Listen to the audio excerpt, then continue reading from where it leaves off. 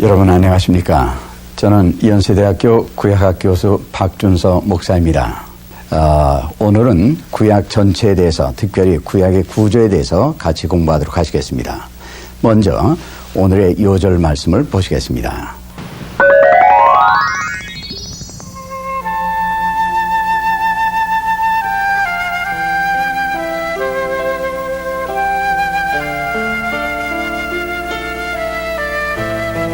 복 있는 사람은 악인의 꾀를 좇지 아니하며 죄인의 길에 서지 아니하며 오만한 자의 자리에 앉지 아니하고 오직 여호와의 율법을 즐거워하여 그 율법을 주야로 묵상하는 자로다. 저는 시냇가에 심은 나무가 시절을 좇아 과실을 맺으며 그 잎사귀가 마르지 아니함 같으니 그 행사가 다 형통하리로다. 주의 말씀의 맛이 내게 어찌 그리 단지요 내 입의 꿀보다 더하니이다. 주의 법도로 인하여 내가 명철케 되었으므로 모든 거짓 행위를 미워하나이다. 주의 말씀은 내 발의 등이요 내 길의 빛이니이다. 미국에서 흥미있는 일이 일어났습니다. 텍사스에 사는 어떤 사람이 진귀한 돌들을 파는 수석 상점에서 돌을 하나 샀습니다. 정가는 15불이 붙어 있는 것을 좀 흥정을 해서 10불을 주고 돌을 하나 산 것입니다. 그 돌을 가지고 집에 와서 보니까 어디 조금 진귀한 돌 같이 보였습니다. 그래서 그 돌을 보석 감정가에게 감정을 시켰습니다. 이 돌이 어떤 돌인가, 얼마나 가치 있는 돌인가 한번 좀 감정을 해 주십시오 하고 감정을 부탁했습니다. 그 돌을 감정한 보석 감정가는 그 돌을 감정한 후에 깜짝 놀랐습니다. 그 돌은 전부가 사파이어 원석이었습니다. 세계에서 지금까지 알려진 가장 큰 사파이어 원석입니다. 무려 1900카라트 사파이어 원석이었습니다. 이 세계에서 가장 큰 사파이어 원석을 이 사람은 단돈 10불, 우리나라 돈으로 하면은 10,000원도 채 되지 않는 돈을 주고 산 것입니다. 한편 이 돌을 판 사람은 가장 큰 그런 보물을 10,000원도 채 안 되는 돈을 주고 판 것입니다. 자, 어떻게 이런 일이 일어날 수가 있습니까? 그 이유는 간단합니다. 그 돌을 원래 가지고 있던 그 상점 주인이 그 돌이 그렇게 귀중한 보물인 것을 알았다면은 단돈 10불을 주고 그것을 팔았을 리는 절대로 없습니다.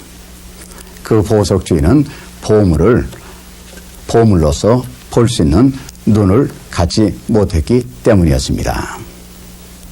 자, 우리 모든 크리스찬들에게서는 1900카라트 사파이어 원석보다도, 아니 1900카라트 다이아몬드보다도 더 귀중한 보물을 모두 가지고 있습니다.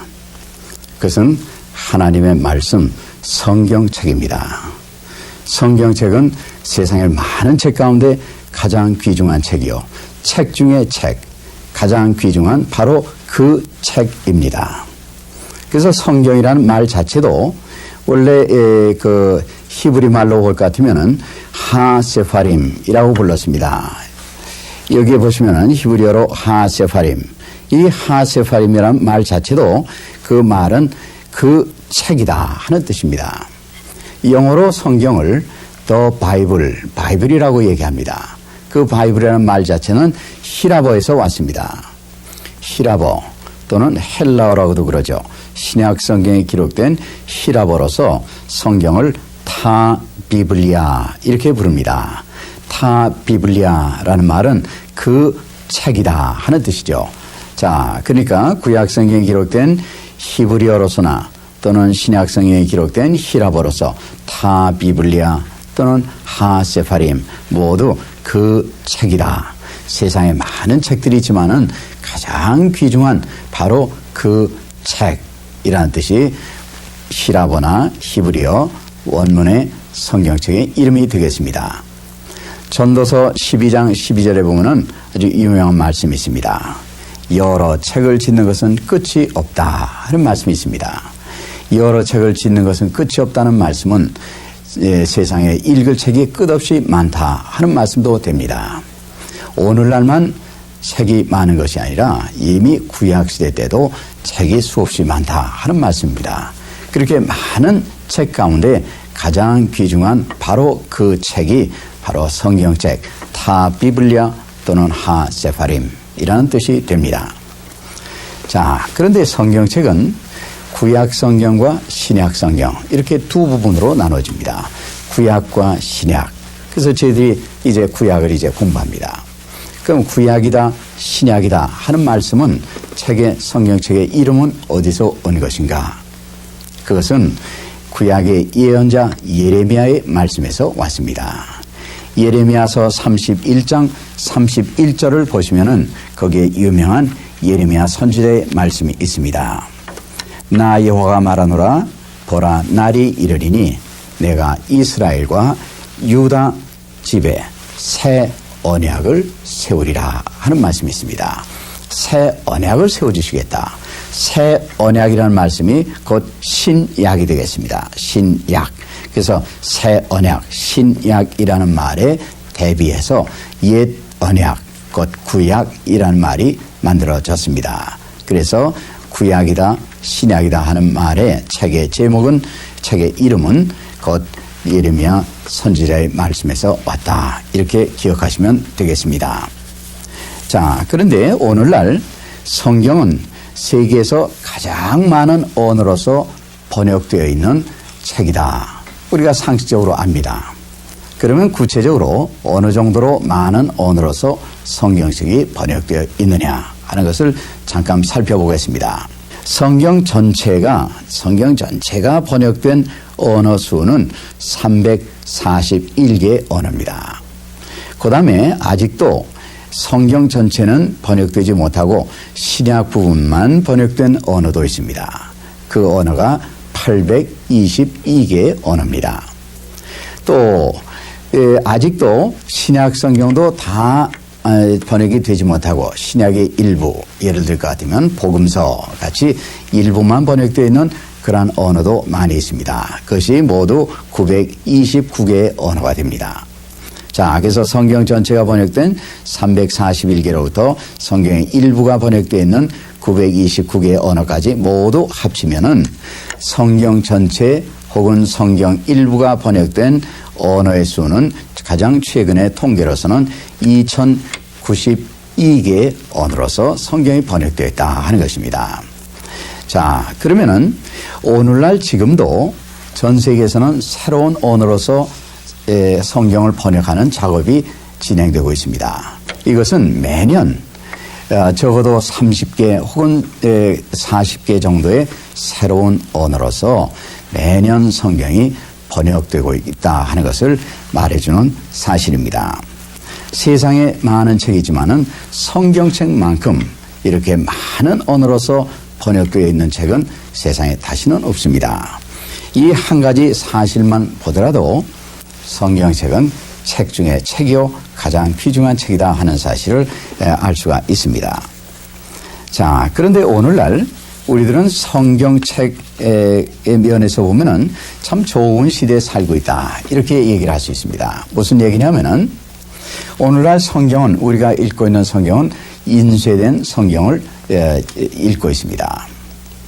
이 성경이 인쇄되기 전에는 인쇄술이 발달하기 전에는 성경은 손으로 일일이 필사해서 소위 필사본 성경을 읽을 수밖에 없었습니다. 성경을 손으로 일일이 썼을 그 당시에는 성경책 값이 엄청나게 비쌌습니다. 어느 정도로 성경책이 비쌌느냐?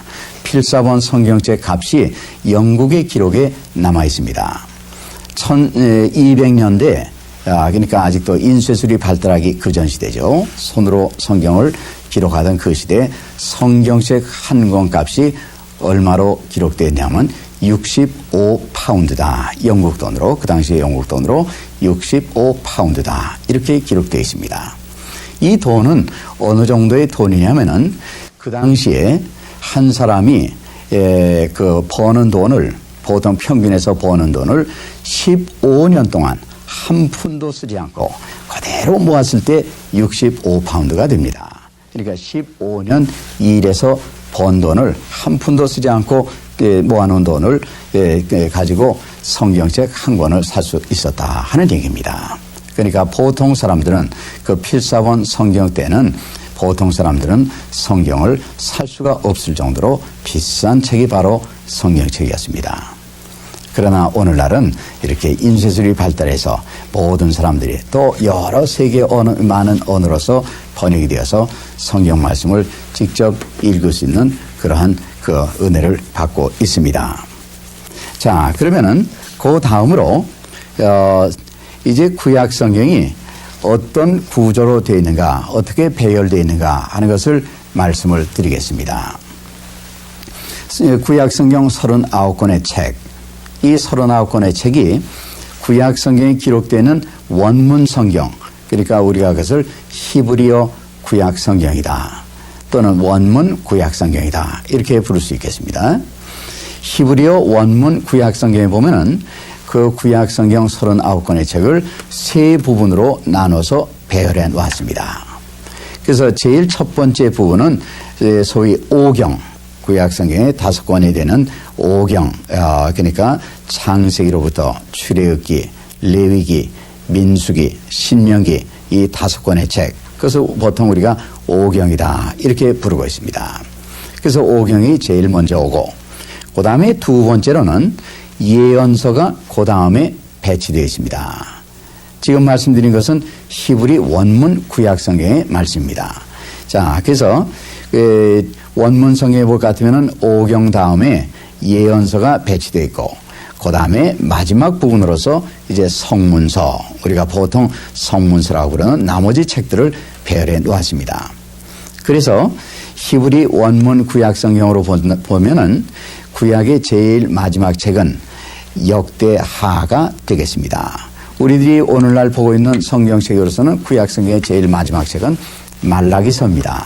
그러나 히브리 원문 성경에 보면은 제일 마지막 책은 역대하가 됩니다. 자, 그럼 조금 이제 자세히 설명을 드리겠습니다.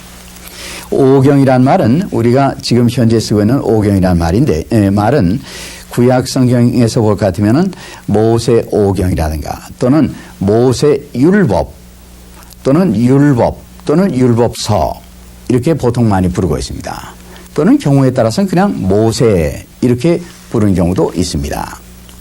자, 그래서 오경 하면은 모세 율법 또는 율법서 또는 경우에 따라서는 모세, 그러니까 출애굽의 지도자 모세일 뿐만 아니라 경우에 따라서는 모세 하면은 구약의 첫 번 5권이 되는 그 오경을 지칭할 때도 있습니다. 두 번째 예언서는 성경에 볼 것 같으면은 선지자의 글 또는 선지자의 글들 또는 그냥 경우에 따라서는 선지자 이렇게 부르는 경우도 있습니다.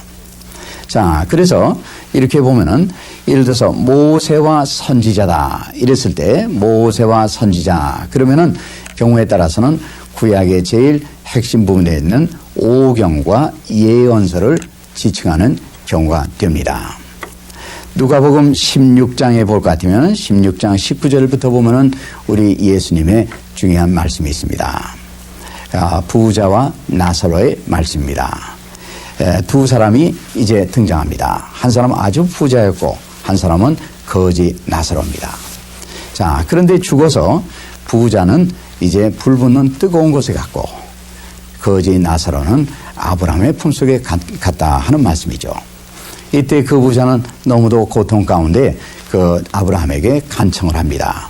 제게 형제 5이 아직도 살아있는데 나사로를 보내서 저같이 이런 곳에 오지 않도록 나사로를 하여금 얘기하도록 해주십시오 하고 아브라함에게 부탁했다, 청원했다 하는 얘기죠. 그때 아브라함은 그 말씀을 듣지 않습니다. 자, 거기에 계속된 말씀을 제가 누가복음 16장의 말씀을 한번 보겠습니다. 아브라함의 말씀이 뭐라고 그러는가 할 것 같으면은, 자, 아브라함이 가로되 저에게 모세와 선지자들이 있으니 그들에게 들을지니라. 자, 모세와 선지자가 있다 그랬습니다. 여기서 모세와 선지자는 곧 오경과 예언서를 말씀하는 것입니다. 그때 그 부자가 또 얘기합니다. 가로되 그렇지 아니하나이다. 아버지 아브라함이여, 만일 죽은 자에게서 저희에게 가는 자가 있으면 회개하리이다. 즉 죽은 사람이 깨어나서 회개하라고 얘기한다면 틀림없이 회개할 것입니다. 그때 아브라함의 말씀이 가로되 모세와 선지자들에게 듣지 아니하면 비록 죽은 자 가운데서 살아나는 자가 있을지라도 권함을 받지 아니하리라 하셨다 하시니라. 이 말씀은 예수님의 말씀입니다. 여기에 모세와 선지자에게 듣지 아니하면 죽은 사람이 깨어나서 얘기하는 것도 듣지 않을 것이다. 여기에 모세와 선지자는 곧 오경과 예언서를 얘기합니다. 즉 구약의 핵심 부분이 되는 오경과 예언서 말씀을 읽고도 듣고도 깨닫지 못하고 회개하지 못하는 사람은 죽은 사람이 깨어나서 하는 얘기도 듣지 않을 것이다 하는 유명한 예수님의 말씀입니다. 자, 그래서 오경과 예언서 설명을 드렸습니다. 모세와 선지자. 그 다음에 나머지 전체는 이제 성문서라고 편의상 부릅니다. 성문서의 대표적인 책은 곧 시편이 됩니다. 자, 그래서 우리들이 편의상 얘기할 때는 히브리 구약 성경의 그 구조는 오경과 예언서와 성문서로 되어 있다. 이렇게 얘기를 할 수가 있겠습니다. 바로 이 구약 성경을 이렇게 세 부분으로 나누는 것은 우리 주님께서도 익히 알고 계셨고 또 사용을 하셨습니다. 누가복음 24장 44절에 보면은 주님께서 승천하시기 직전에 제자들과 나눈 대화의 말씀이 있습니다.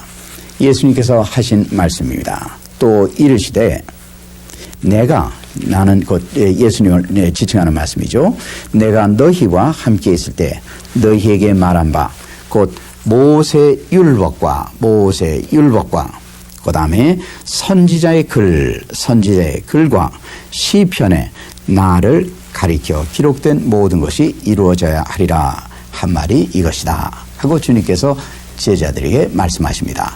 여기서 예수님께서 말씀하신 모세율법, 선지자의 글, 시편, 이것은 곧 오경, 예언서, 성문서, 즉 구약 성경을 얘기하는 것입니다. 그래서 구약 성경 이 3분법은 주님께서도 아셨고 또 직접 사용을 하셨다 하는 것을 저희들이 알 수가 있습니다. 자, 그런데 오늘날 우리들이 읽고 있는 이 성경은 이 순서 배열대로 순서가 배열되어 있지는 않습니다. 자, 그럼 우리들이 읽고 있는 이 성경은 어떤 배열 원칙에 의해서 배열되어 있느냐 하는 것을 보시겠습니다. 자, 우리들이 읽고 있는 성경은 지금 가지고 있는 이 성경은 번역된 성경은 3분법 원칙에 의해서 배열되어 있는 것이 아니라 네 부분으로 나눠져 있습니다. 그래서 보통 4분법이다 이렇게 얘기합니다. 자, 그러면 구약성경 저희들이 읽고 있는 구약성경은 맨 처음에 오경, 창세기, 출애굽기, 레위기, 민수기, 신명기 이렇게 5권의 책이 오는 것은 같습니다. 그래서 오경이 제일 먼저 오고 그 다음 부분으로는 무슨 책이 오느냐 하면은 여호수아로부터 시작해서 여호수아, 사사기, 룻기, 사무엘 상하, 열왕기 상하 쭉 해서 에스더까지 역사책이 오고 있습니다. 그래서 우리들이 그것을 편의상 역사서다 이렇게 얘기를 합니다. 그래서 오경 다음에 역사서, 그 다음에는 5권의 책이 옵니다. 욥기, 시편, 잠언, 전도서, 아가서 이 5권의 책이 배열되어 있습니다. 이 5권의 책은 한 가지 공통점이 있습니다. 그 공통점은 이 5권의 책은 모두 시로서 쓰여져 있다. 그것이 쓰여져 있는 그 형태가 시로서 쓰여 있다. 그래서 우리가 편의상 그것을 시가서 이렇게 부릅니다. 시가서. 그래서 우리가 편의상 부르는 명칭입니다. 그래서 시가서 5권, 욥기, 시편, 잠언, 전도서, 아가서 이렇게 이제 5권이 배열되어 있고 그 다음에 마지막으로 예언서가 옵니다. 그래서 이사야서로부터 시작해서 그 다음에 예레미야 쭉 해서 말라기까지 예언서가 이렇게 배치되어 있습니다. 자, 그래서 우리들이 현재 갖고 있는 성경은 히브리 원문 성경의 세 부분으로 나누는 오경, 예언서, 성문서 이런 배열 원칙이 아니라 네 부분으로 나눈 오경, 역사서, 시가서, 예언서 이 원칙으로서 사분법 네 부분으로 나눠져 있습니다. 자, 그러면은 언제 어떻게 성경의 배열이 원문 성경, 히브리 원문 성경에서 오늘날 우리가 보는 이런 네 부분으로 나누는 배열로 바뀌게 되었느냐. 자, 그것을 말씀드리기 위해서는 성경이 번역된 이야기를 잠깐 드려야 되겠습니다. 구약 성경은 말씀드린 대로 히브리어로서 기록되어 있습니다. 그러나 이스라엘 역사를 쭉 볼 것 같으면은 주전 우리 주님 오시기 한 300년대부터는 이제 언어가 바뀌기 시작합니다. 그래서 그 당시에 사람들이 썼던 언어는 히랍어입니다. 또는 헬라어라고도 그러죠. 신약성에 기록된 히랍어를 사람들이 이제 사용하게 됩니다. 그래서 우리 주님 오시기 약 250년경에, 그러니까 주전 250년경에 히브리어 성경을 히랍어로서 번역하는 일이 일어나게 됩니다. 그래서 구약 성경을 히브리어 성경을 히랍어로 번역한 그 히랍어 구약 성경은 제일 먼저 번역된 최초의 구약 성경 번역 성경이다. 이렇게 얘기할 수가 있겠습니다. 자, 이렇게 히랍어로 구약을 번역하는 과정에서 번역만 했을 뿐만 아니라 히브리어 성경을 히랍어로 번역만 했을 뿐만 아니라 이 순서 배열도 조금 달라지게 되었습니다. 그래서 삼분법 배열에서 이제 네 부분으로 이렇게 오경과 역사서와 시가서 또 예언서 이렇게 나누는 네 부분으로 나누는 사분법으로서 이제 되었습니다. 그래서 오늘날 우리들이 읽고 있는 이 성경은 그 순서 배열에 있어서는 히브리 원문 성경의 배열이 아니라 히랍어, 헬라어 번역될 때 배열된 그 사분법에 따라서 성경을 지금 배열된 것을 사용하고 있습니다.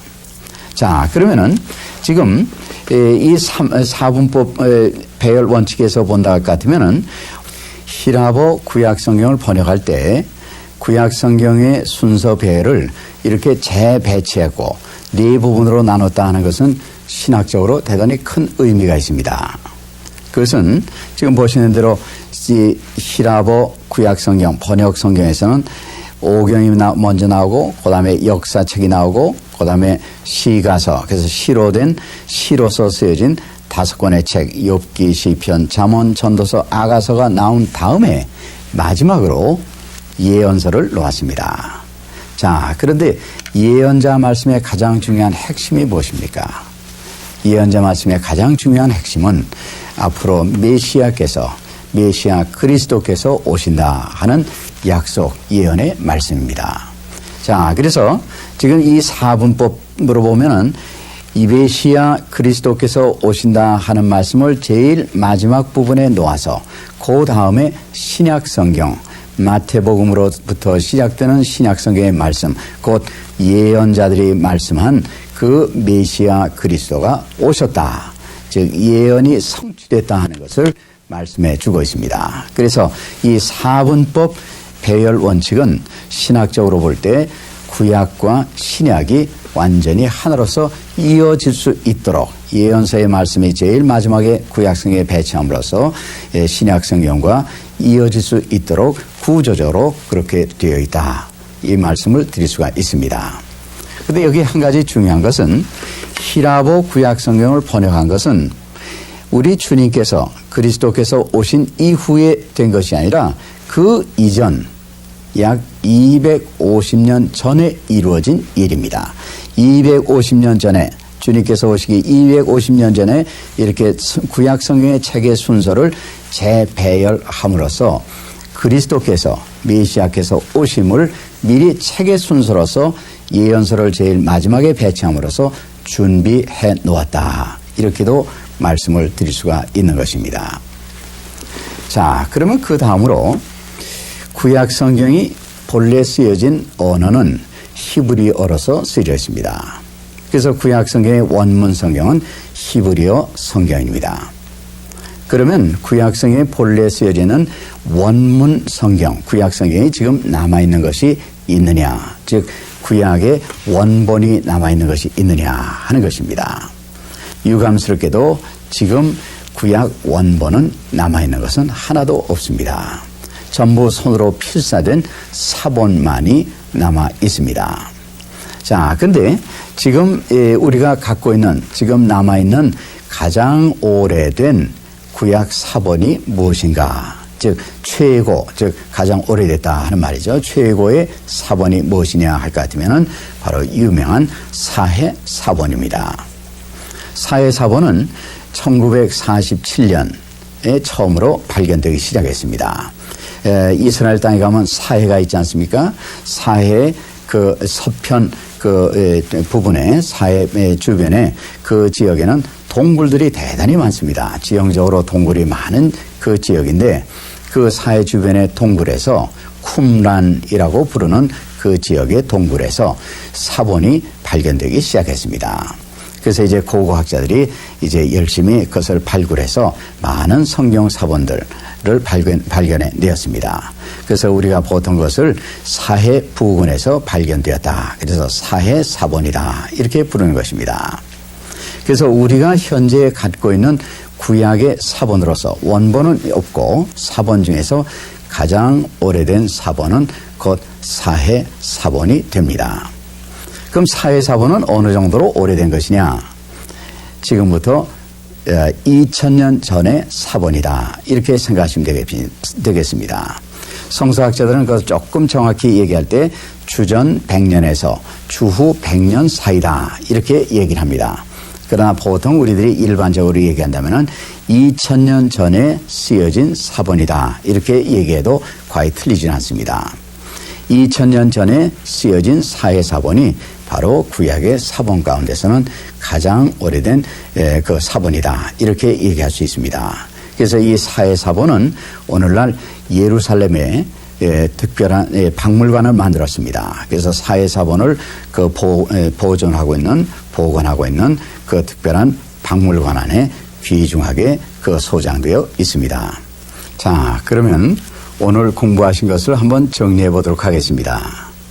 성경, 우리가 성경이라고 부르는 그 성경책은 히브리어나 또는 헬라어, 히라버로서는 그 책 이름 자체가 그 책이다 하는 말씀을 드렸고, 또 구약과 신약이라는 그 책 이름은 예레미야 예언자의 말씀에서 나온 것이고, 또 성경책은 오늘날 가장 많은 언어로서 2092개에 이르는 언어로서 번역된 책이다 하는 말씀을 드렸습니다. 그리고 구약 성경이 어떻게 배열되어 있느냐 하는 말씀을 드렸는데, 히브리어 원문 성경에 보면은 세 부분으로 나누어져서 오경과 예언서와 나머지 책 전체, 그것을 편의상 우리가 성문서다 이렇게 부르고 이렇게 세 부분으로 나누어져 있다 하는 말씀드렸고, 그 다음에 우리들이 보고 있는 이 구약 성경은 원문 성경 3문법에 따라서 배열된 것이 아니라 네 부분으로 나누어져 있다. 그래서 오경과 그 다음에 역사서, 그 다음에 시가서, 그리고 마지막으로 예언서, 이렇게 네 부분으로 나눠진 4분법 원칙에 의해서, 즉 이 히라버 성경으로 번역되는 그 단계에서 이것이 재배열된 원칙에 따라서 지금 배열되어 있다 하는 말씀까지 드렸습니다. 자, 오늘은 이만큼 저희들이 공부하고, 다음 시간에는 구약 성경의 이 말씀의 가장 중요한 핵심이 무엇인가, 즉 구약 성경의 메시지의 핵심에 대해서 같이 공부하도록 하시겠습니다. 여러분 시청해 주셔서 대단히 감사합니다. 안녕히 계십시오.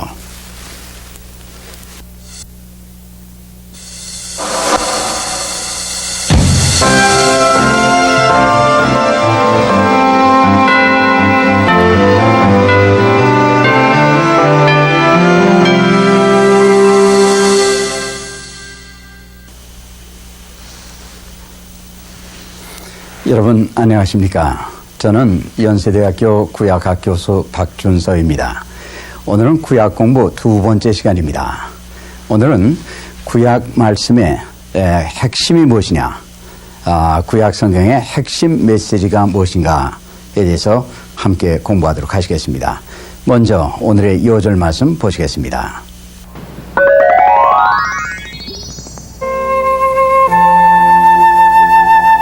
너는 여호와 내 하나님의 성민이라.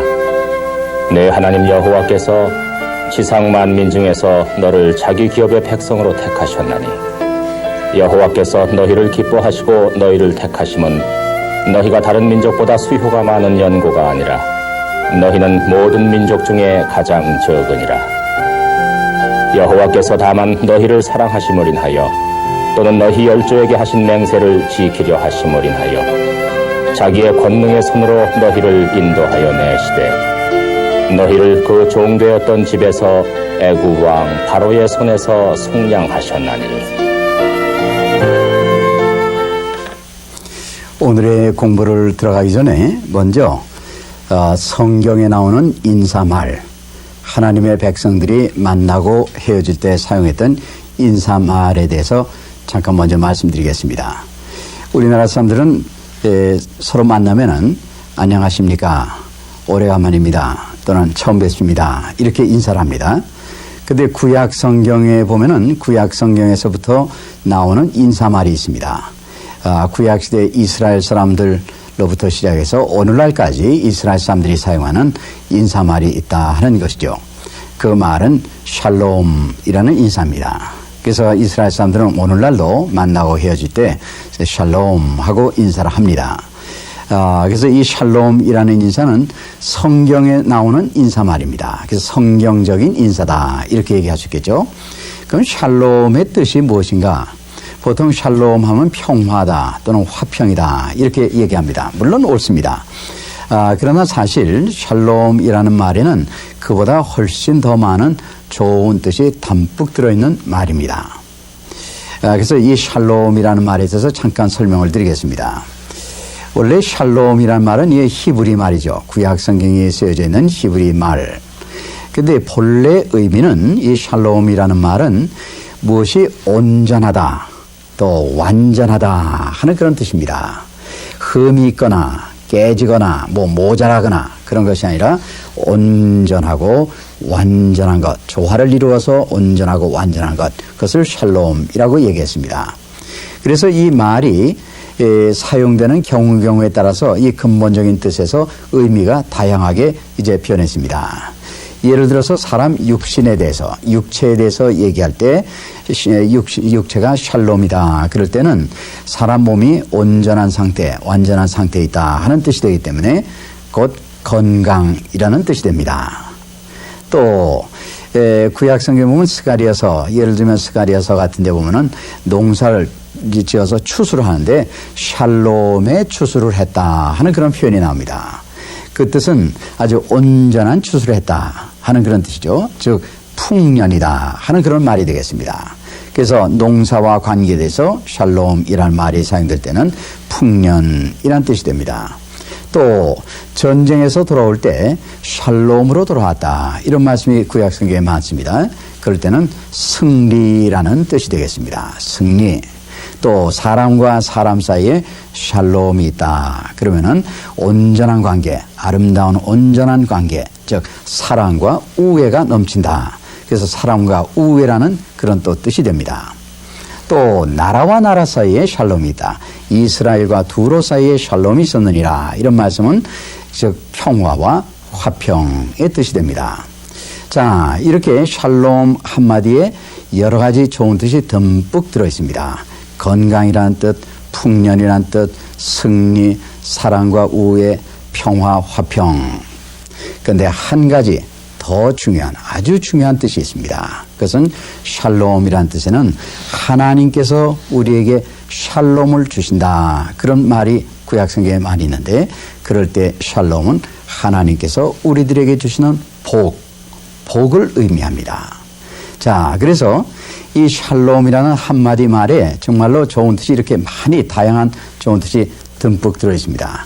그래서 구약시대부터 오늘날까지 이스라엘 사람들은 만나고 헤어질 때 이 샬롬하고 인사함으로 건강하시기 바랍니다, 풍년 누리시기 바랍니다, 또 승리하시기 바랍니다, 사랑과 우애가 넘치시기 바랍니다. 평화와 화평 누리시기 바랍니다. 하나님께 복 받으시기 바랍니다. 하는 기원과 간구를 해주는 것입니다. 자, 인사말로서는 더 좋은 인사말이 없겠습니다. 이 성경적인 훌륭한 좋은 인사말로서 다시 한번 여러분들께 인사를 드리겠습니다. 샬롬. 자, 그러면 오늘 공부를 시작합니다. 모든 공부하는 요령이 필요합니다. 공부에 요령이 필요하다 그러면 무슨 꾀를 피우라 하는 그런 뜻은 전혀 아닙니다. 공부에 요령이 필요하다는 것은 문제의 핵심을 아는 것이 중요하다 하는 그런 말입니다. 우리가 성경을 공부할 때도 구약 성경하면 1300페이지가 넘는 두꺼운 책입니다. 구약 성경을 공부할 때도 요령이 필요합니다. 즉 구약 말씀의 핵심을 아는 것이 중요하다 하는 말씀입니다. 우리가 지엽적인 것을 많이 알아도 문제의 핵심을 잘 모르면은 그 문제를 파악하기가 어렵습니다. 핵심을 우선 알고 나면은 지엽적인 것은 자연히 알게 됩니다. 구약 공부에 있어서도 구약 성경의 핵심이 되는 말씀, 즉 핵심 메시지가 무엇이냐 이것을 아는 것이 대단히 중요합니다. 그래서 오늘 이 시간에는 여러분들과 함께 구약의 핵심 메시지가 무엇인가 하는 것을 함께 공부하시겠습니다. 자, 이 구약의 핵심 메시지를 공부하기 위해서 우리들은 먼저 이스라엘 백성이 누구인가 하는 문제로부터 시작을 하겠습니다. 자, 이스라엘 백성은 누구인가?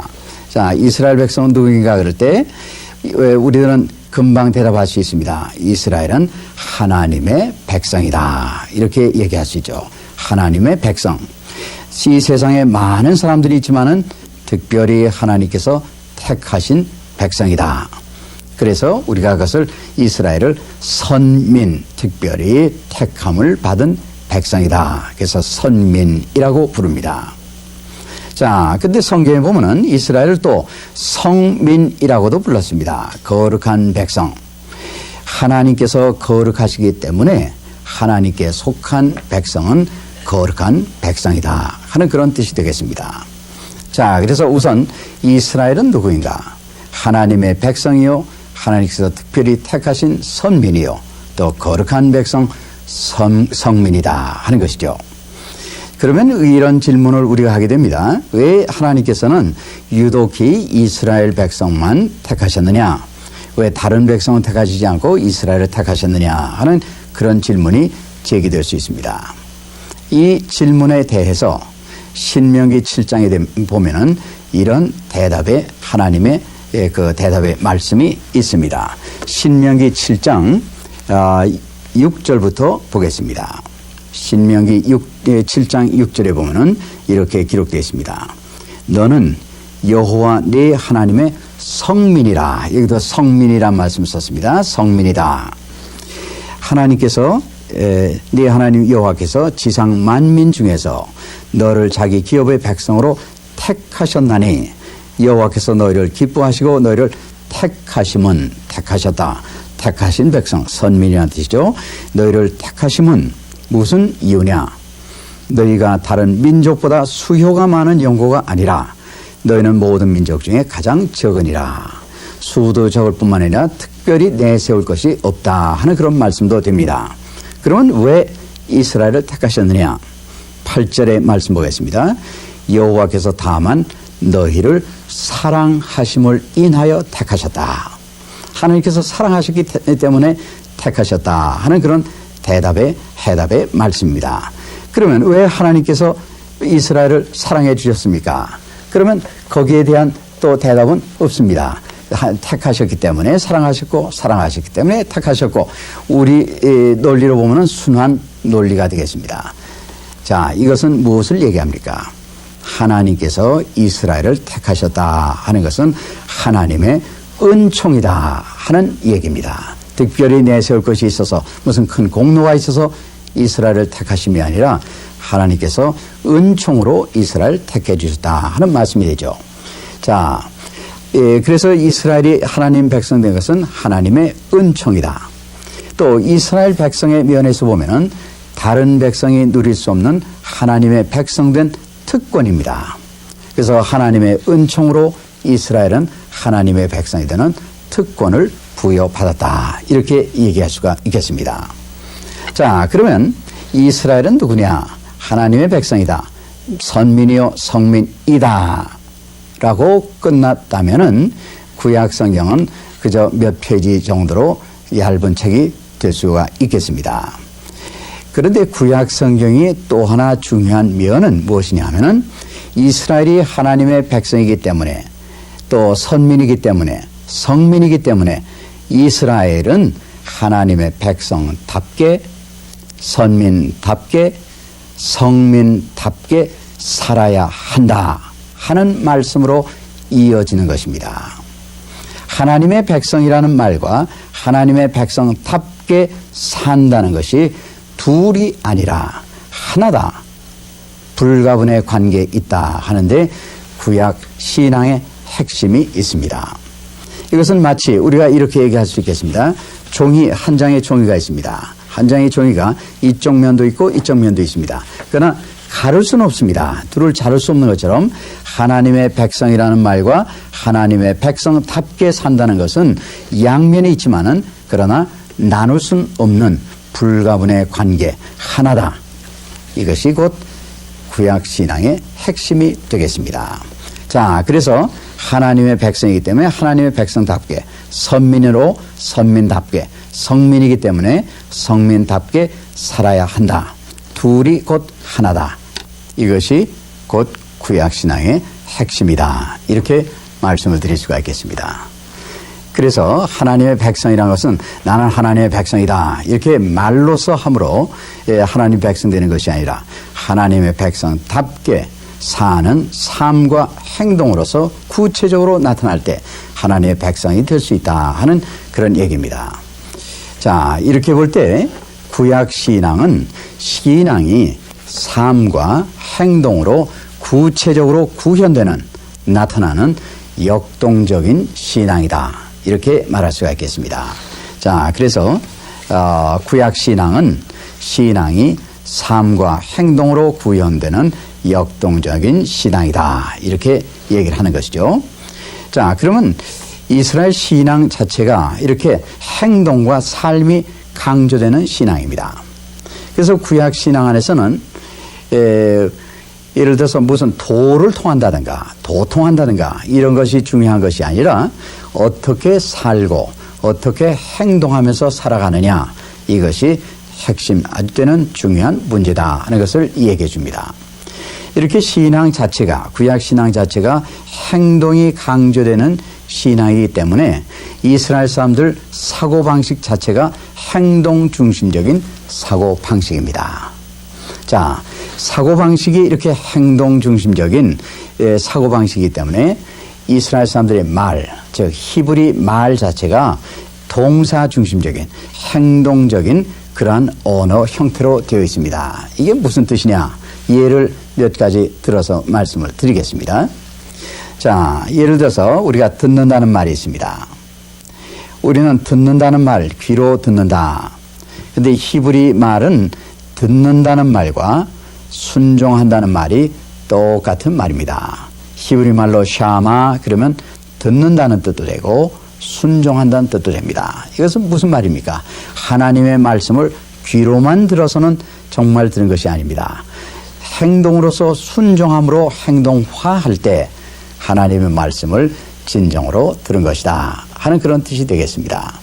그래서 재미있는 것은 우리 성경 신명기 28장에 보면은 거기에 똑같은 히브리 말 샤마라는 말씀이 나오는데 거기에 어떻게 번역이 되어 있나 한번 보시기 바랍니다. 제가 신명기 28장의 말씀을 한번 읽어보겠습니다.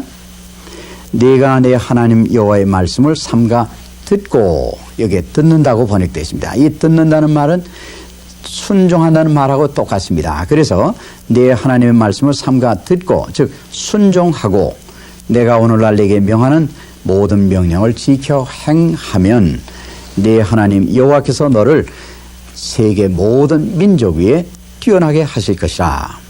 그 다음 28장 2절의 말씀입니다. 내가 내 하나님 여호와의 말씀을 순종하면, 여기는 순종이라고 번역했죠. 그러나 히브리 말로 보면 앞에 듣는다는 말씀하고 여기 순종이라는 말씀이 똑같은 샤마라는 말씀을 한 번은 듣는다고 번역했고 한 번은 순종한다고 번역했습니다.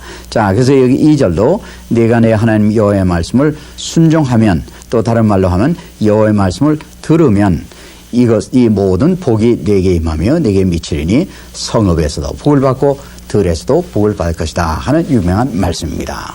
그래서 듣는다는 말과 순종한다는 말은 귀로 듣는 것이 다 들은 것이 아니라 행동으로서 하나님의 말씀을 들음으로 그것이 순종, 행동화할 때 진정으로 듣는다 하는 그런 뜻이 되겠습니다.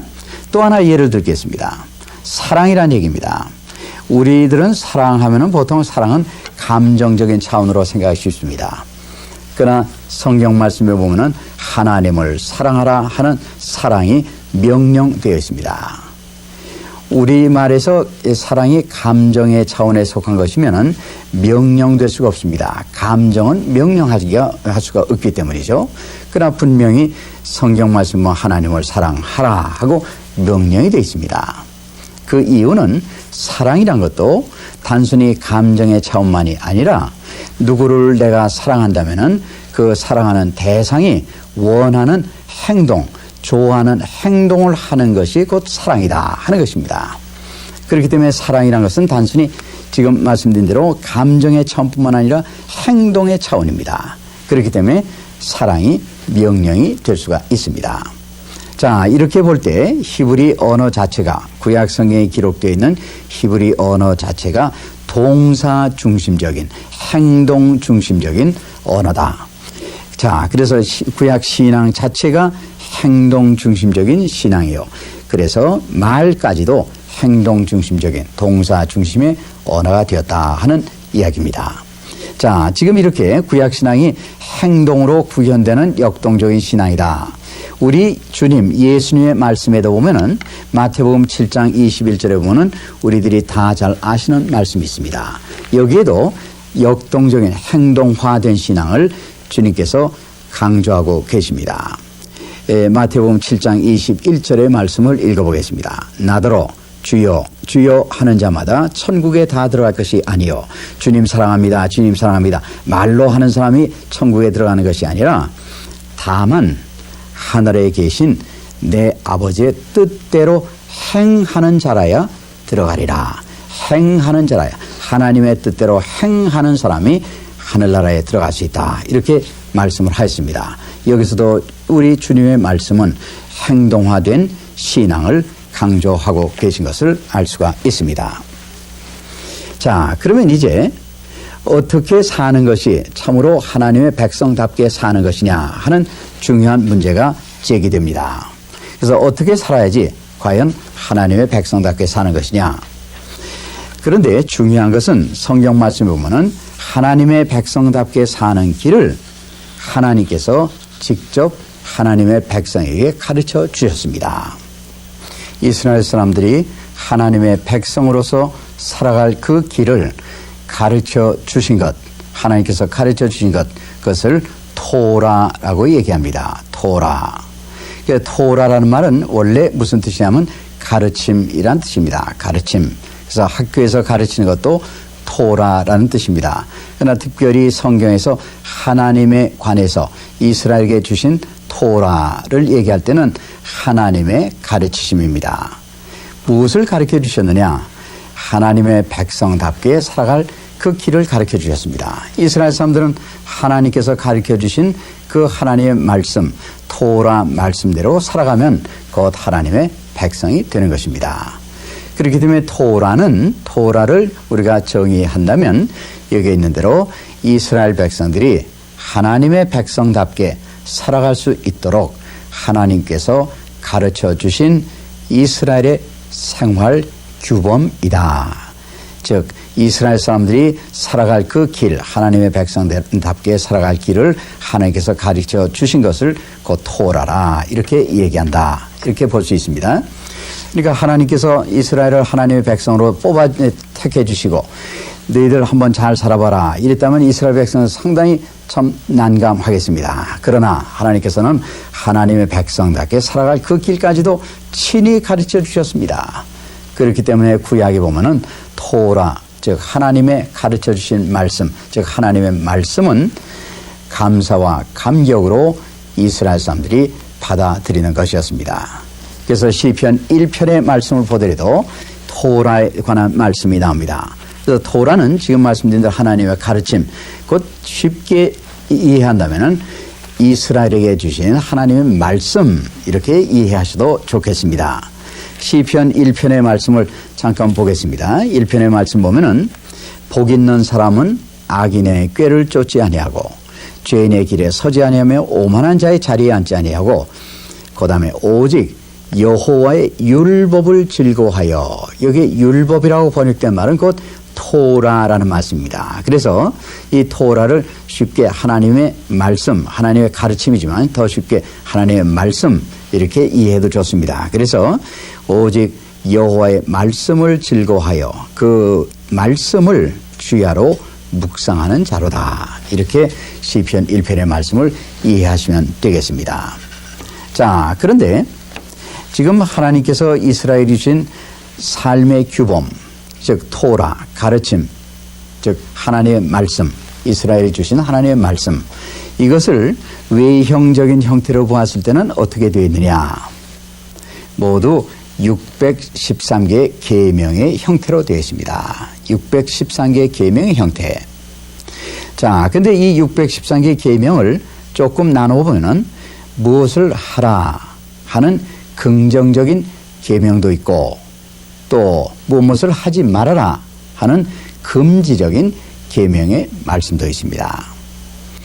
유대인들이, 이스라엘 사람들이 이것을 잘 연구를 하고 계산을 해봤습니다. 그랬더니 무엇을 하라 하는 긍정적인 계명의 말씀은 모두 몇 개가 되느냐? 모두 248계명이 됩니다.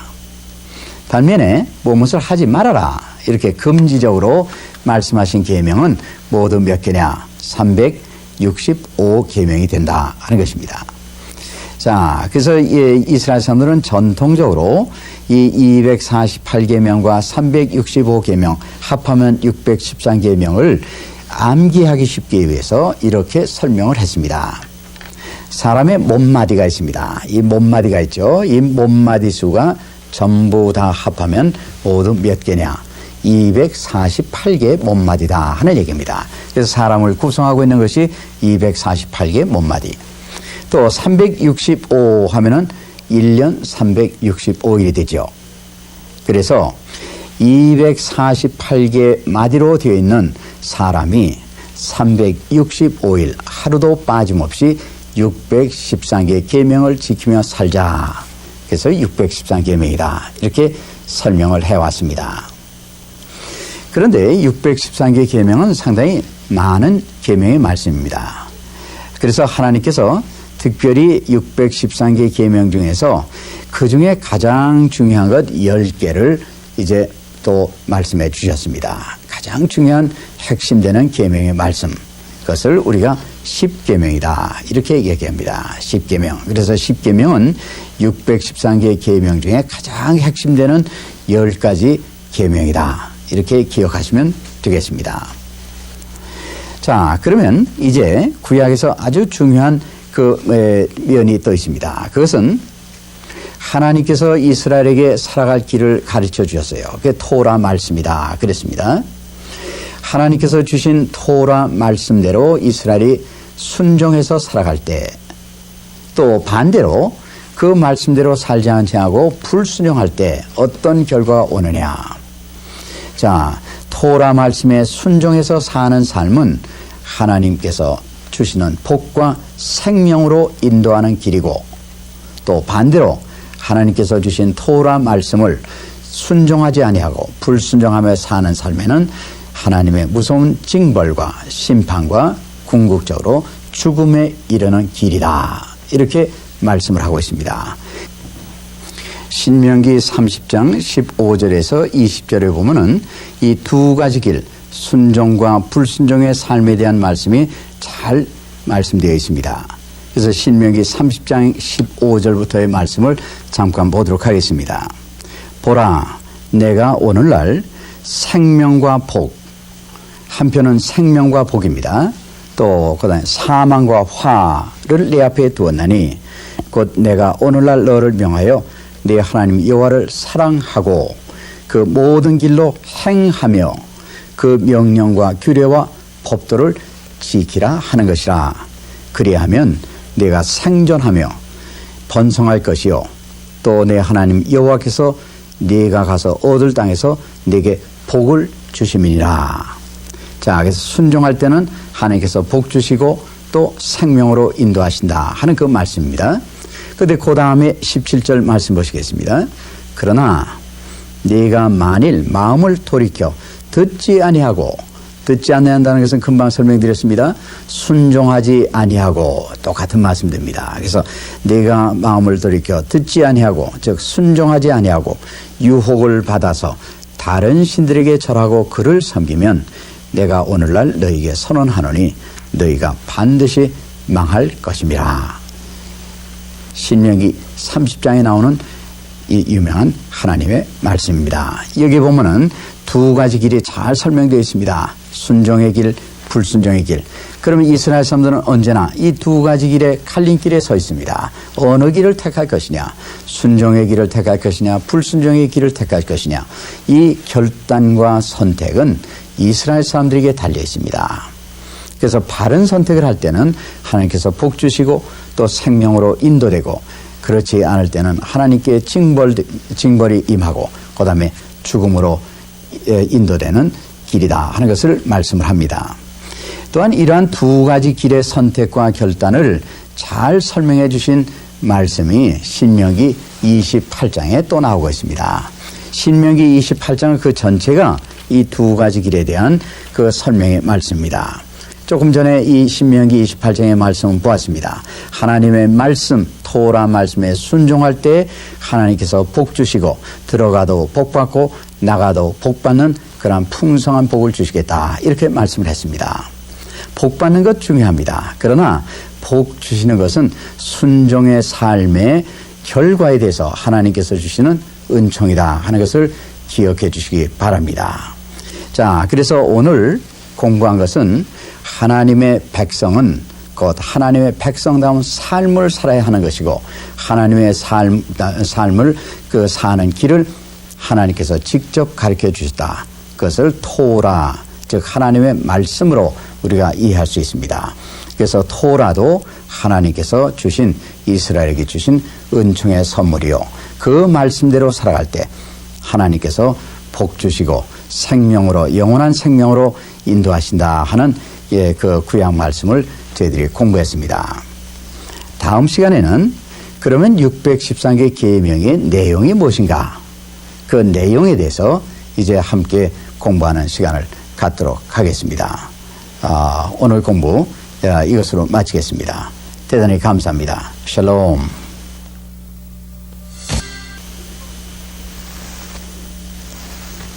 여러분 안녕하십니까?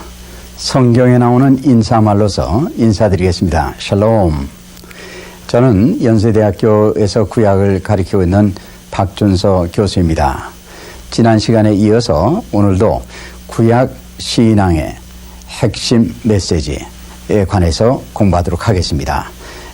먼저 오늘의 2절 말씀을 보겠습니다.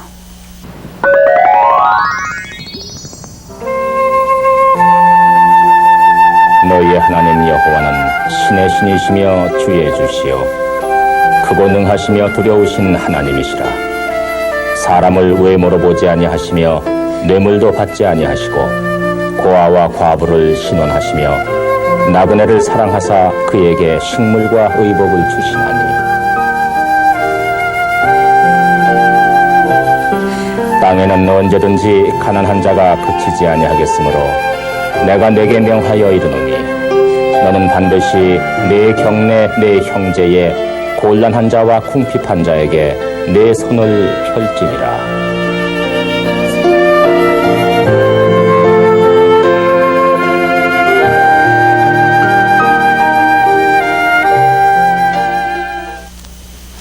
지난 시간에 구약 성경의 핵심이 무엇이냐 하는 데 대해서 말씀을 드렸습니다.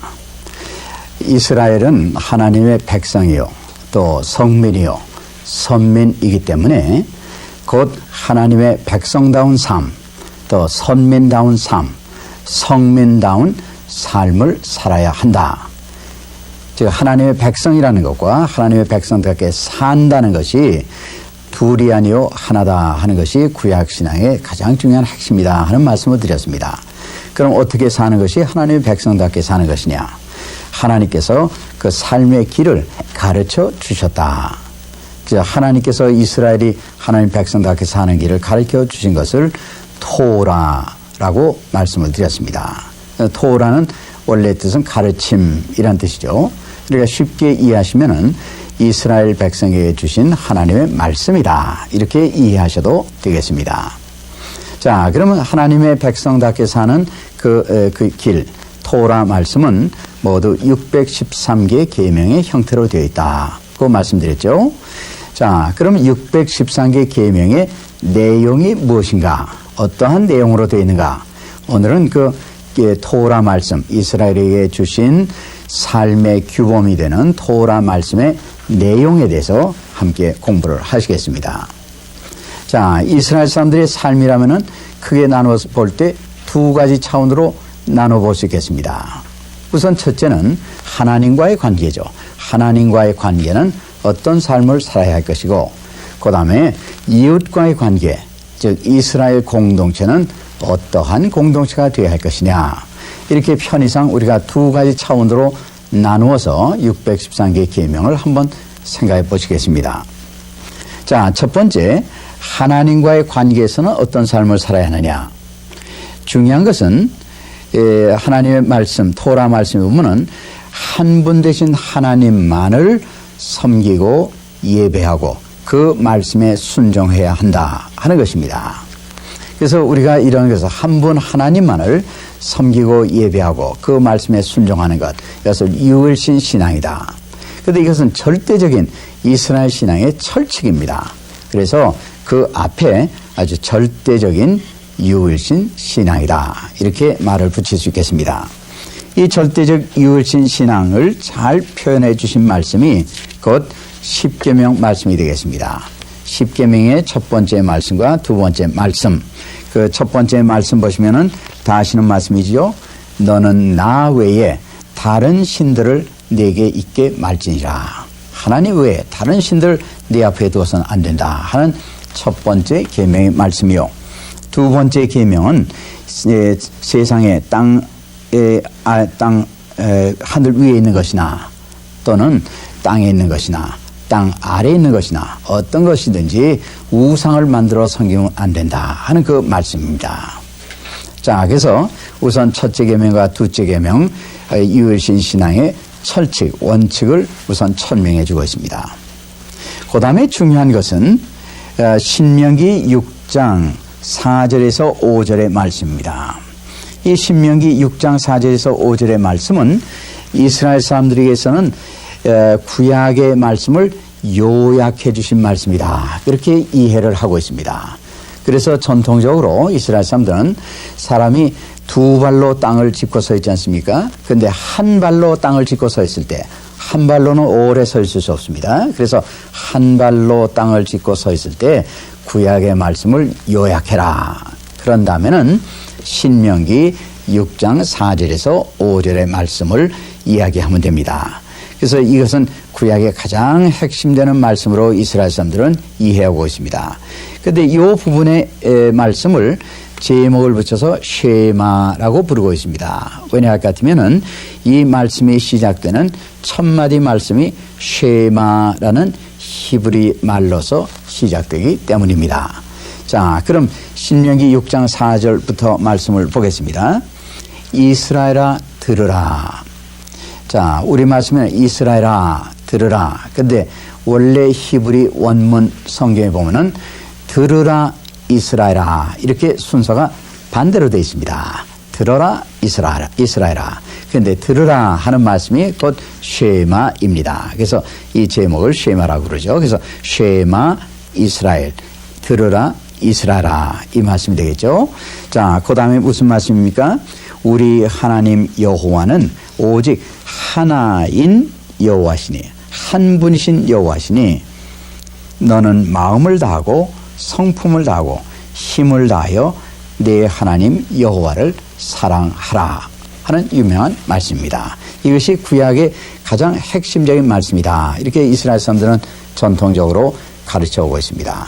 그래서 이스라엘에서는 어린 아이가 태어나면은 말을 처음 배울 때 어머니가 제일 먼저 가르쳐 놓는 하나님의 말씀이 바로 이 쉐마 말씀, 신명기 6장 4절에서 5절의 말씀이다. 그러죠. 근데 지금 한 분 하나님을 마음과 성품과 힘을 다해서 사랑하라, 이렇게 말씀하고 있습니다.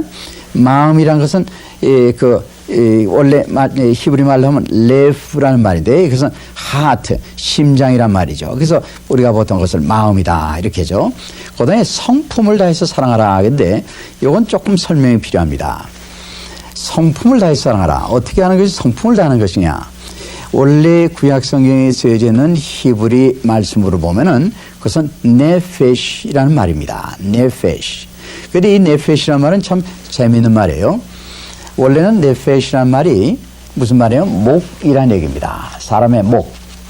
그래서 목으로 숨을 쉽니다. 그래서 맨 처음에는 목이라는 뜻에서 그 다음에 숨이라는 뜻이 또 되었습니다. 그 다음에는 목으로 숨 쉰다 해서 목숨이라는 뜻이 또 되었어요. 우리말도 참 재밌습니다. 목, 숨, 목숨. 히브리말도 네페시 하면 세 가지 뜻이 다 들어있습니다. 목이라는 뜻에서 또 숨 쉰다는 숨에서 그 다음에 목숨, 생명이라는 뜻이죠. 그래서 두 번째, 마음을 다하고 네페시를 다하라. 우리 성경에 성품을 다하라고 된 말씀은 원래 뜻은 무슨 뜻이냐면 생명을 다해서 사랑하라 하는 그런 강한 말씀이 되겠습니다. 왜냐, 필요하면 생명을 바칠 각오를 하고 한 분이신 하나님, 여호와 하나님을 사랑하라 하는 말씀이죠. 그 다음에 세 번째, 힘을 다해서 사랑하라 그랬습니다. 힘이라는 말은 히브리 원문에 보면은 이것은 메오드라고 그랬습니다. 여기 히브리 말을 다 기억 안 하셔도 좋습니다.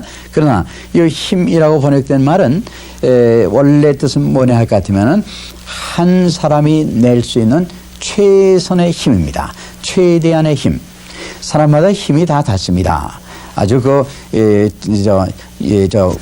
운동선수, 아주 신장이 장대한 운동선수가 낼 수 있는 힘이나 또는 어린아이가 낼 수 있는 힘이나 그 절대량은 다 같습니다. 그러나 한 사람이 낼 수 있는 최대한 최선의 힘은 있습니다.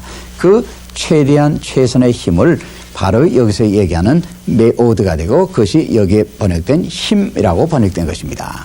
그래서 이것은 그냥 힘보다도 최선의 힘이다, 이렇게 번역해도 좋겠습니다. 그래서 한 분 되는 하나님을 마음을 다하고 생명을 바칠 각오로 또 최선의 힘을 다해서 사랑하라.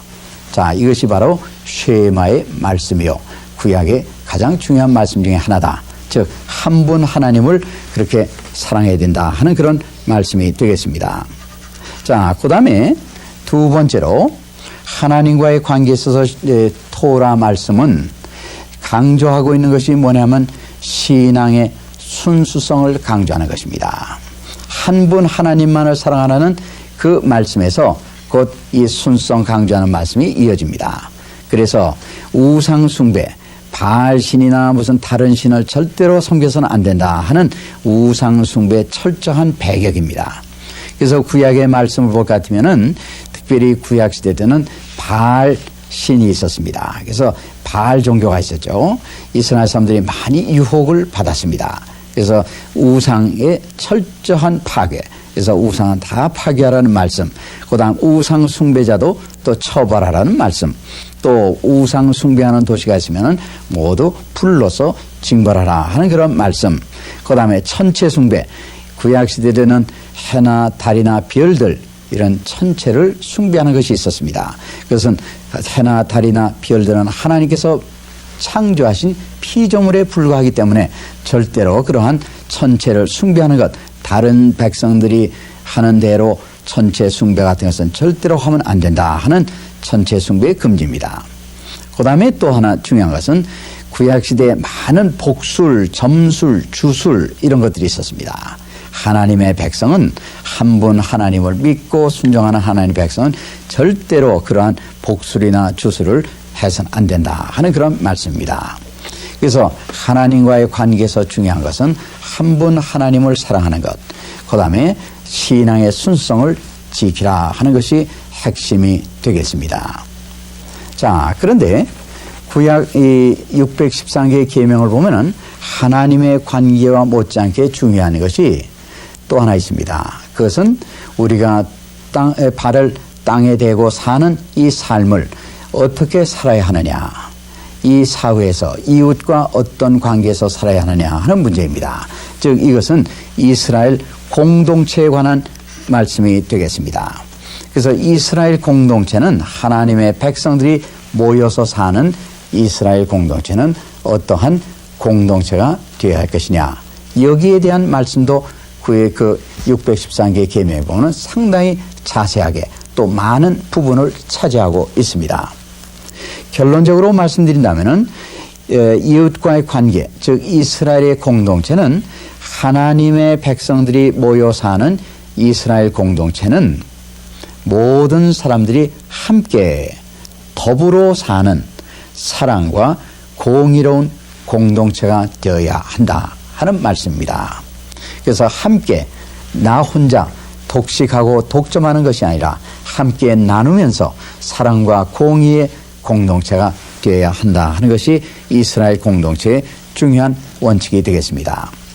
자, 그래서 구약 성경에 보면 특별히 사회적으로 약한 사람들에 대한 말씀이 많이 나옵니다. 사회적으로 약한 사람들을 해롭게 하면 안 된다는 그런 말씀인데, 우선 구약시대 사회적으로 약한 사람들에 대해서 볼 것 같으면은 세 종류 사람들이 계속해서 나옵니다.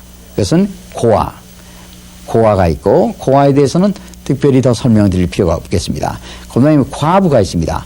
과부는 구약시대에 남편이 죽으면은 그 부인에게는 상속을 해주지 않았습니다. 그렇기 때문에 경제적으로 과부는 굉장히 약한 그러한 존재였습니다. 그래서 고아, 과부.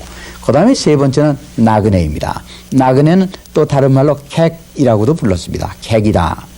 그런데 구약성에 보면 타국인이라는 말도 납니다. 여기 타국인은 외국인이라는 말과 같습니다.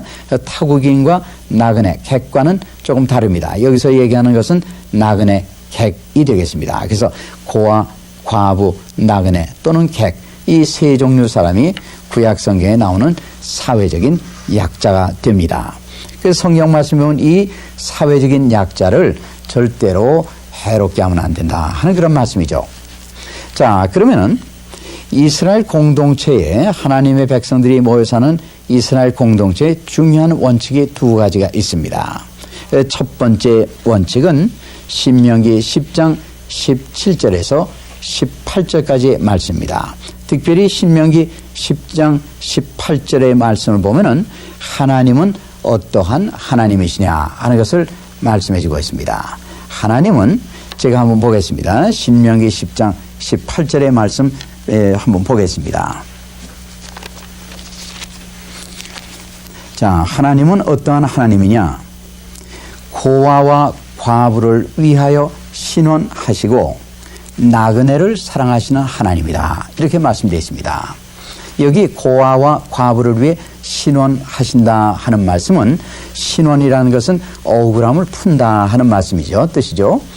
본래 구약 성경에 기록되는 히브리 성경을 보면은 이 말씀 무슨 말씀이냐면, 하나님은 고아와 과부에게 정의를 베푸시는 하나님이시다. 정의를 베푸신다. 이렇게 되어 있습니다. 우리말로 번역될 때 신원하신다. 이렇게 이제 번역이 됐죠.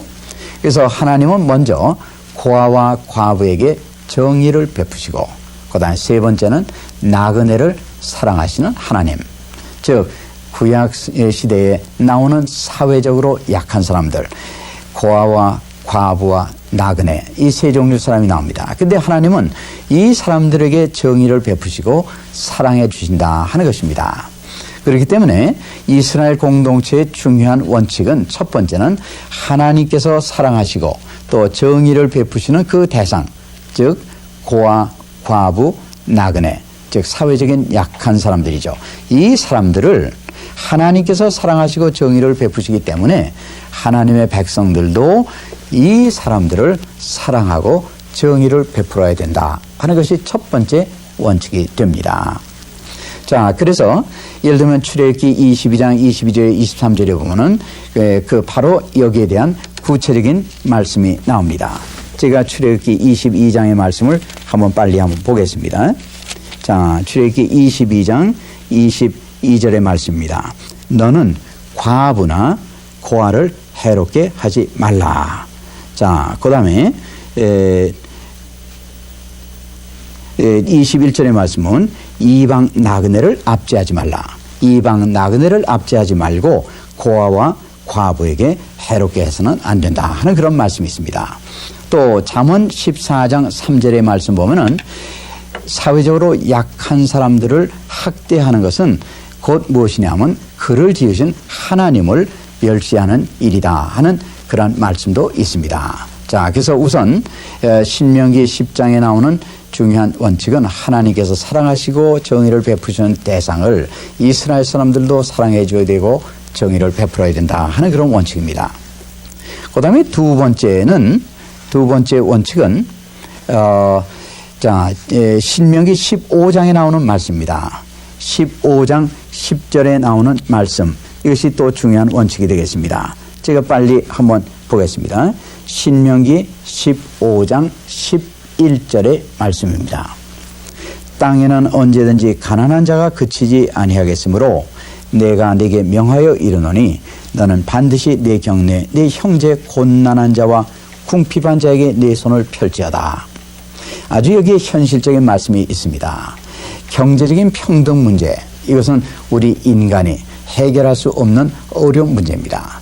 그래서 여기에 땅에는 언제나 가난한 자가 있을 수 있다 하는 말씀을 합니다. 문제는 가난한 자가 있을 때 네가 무엇을 해야 하느냐, 이것이 중요하다 하는 것이죠. 여기에 말씀은 네가 손을 펴서 네 형제 가난한 자와 궁핍한 자에게 손을 너그럽게 펴서 함께 살도록, 같이 살도록 해라 하는 그 말씀입니다. 그래서 이스라엘 공동체의 두 가지 원칙은 하나님께서 사랑하고 정의를 베푸는 사회적인 약한 사람들, 이스라엘 사람들을 사랑하고 또한 공의를 베풀어야 하고, 그 다음에는 내가 손을 너그럽게 펴서 가난하고 약한 사람들과 함께 더불어 사는 공동체를 이루라 하는 그런 말씀입니다. 이 두 가지 원칙에서 이제 구체적으로 구약 성경에 보면 아주 구체적인 말씀이 나옵니다. 어떻게 해야 이 두 가지 원칙이 실현되느냐? 자, 그래서 우선 먼저 첫 번째로 말씀할 수 있는 것은 공정한 재판을 해라 하는 그런 말씀입니다. 한 가지 재미있는 것은 여기 재판이란 말이죠.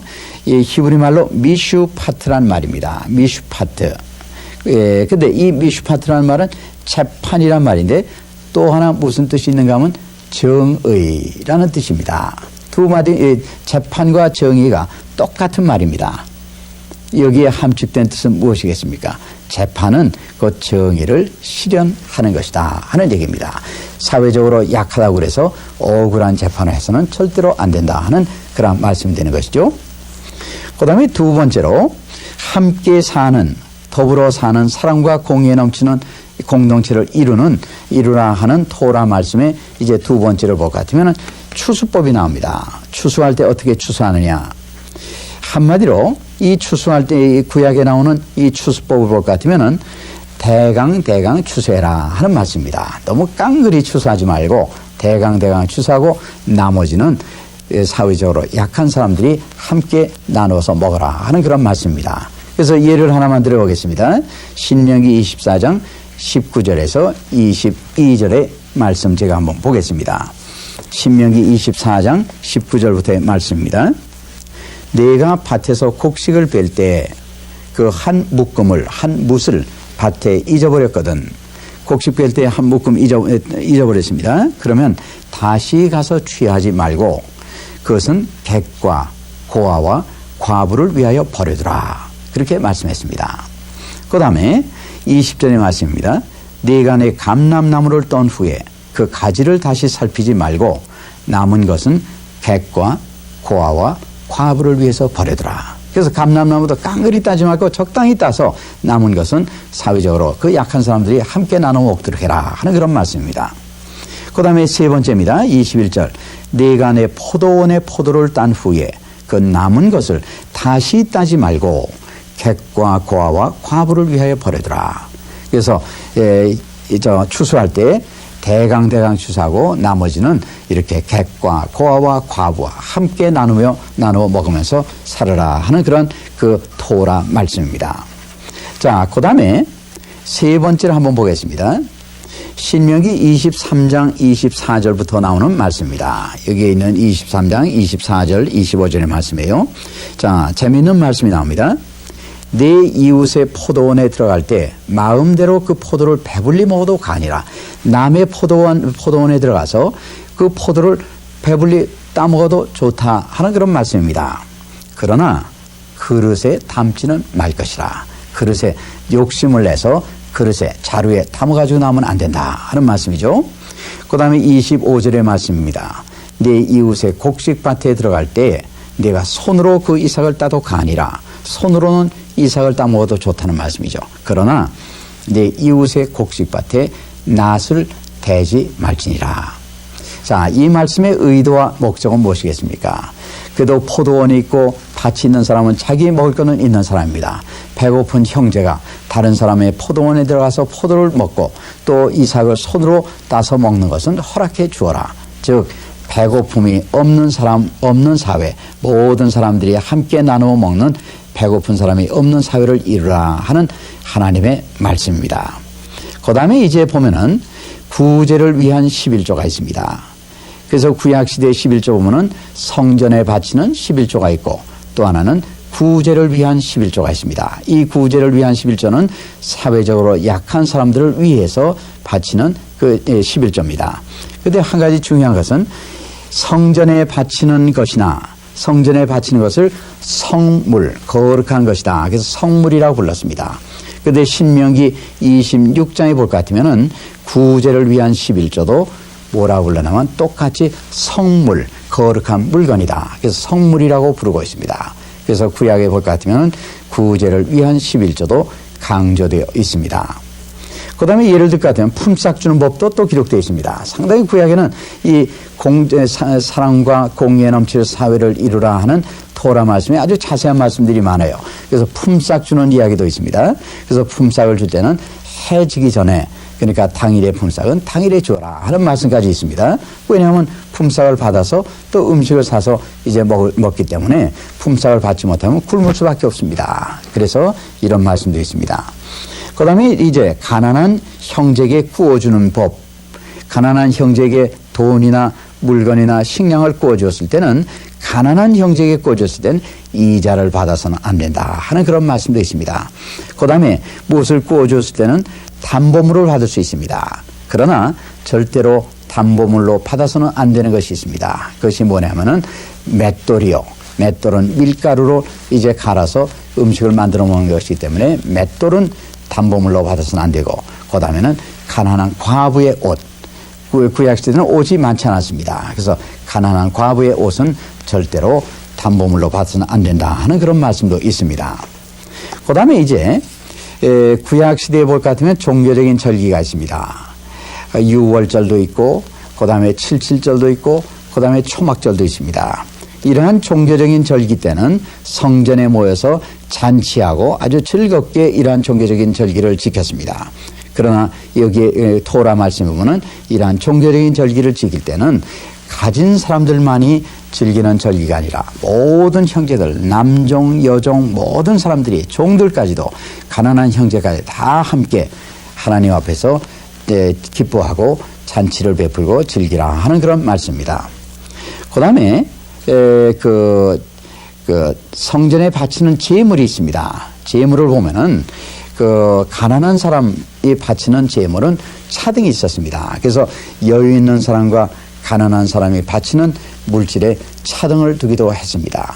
그래서 여인이 해산했을 때 이제 하나님께 바치는 제물이 가난한 여인은 비둘기 2마리만 바쳐도 됩니다. 신약 성경에 볼 것 같으면 누가복음 2장 22절에 마리아, 예수님의 어머니 마리아께서 이제 성전에 제물을 바치는 이야기 보면은 비둘기 2마리를 바치는 이야기가 나옵니다. 그것을 보면은 마리아는 가난한 여인이었던 것이 틀림이 없던 것을 알 수가 있습니다.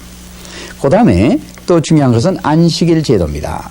그래서 이 안식일 제도는 여러 가지 신앙적으로도 중요한 의미가 있지만은 사회적인 면에서 보더라도 모든 사람이 같이 똑같이 휴식하라 하는 것입니다. 그래서 특별히 강조되는 것은 남종과 여종 똑같이 너와 같이 안식하라 하는 그런 말씀입니다. 그 다음에 이제 보겠습니다.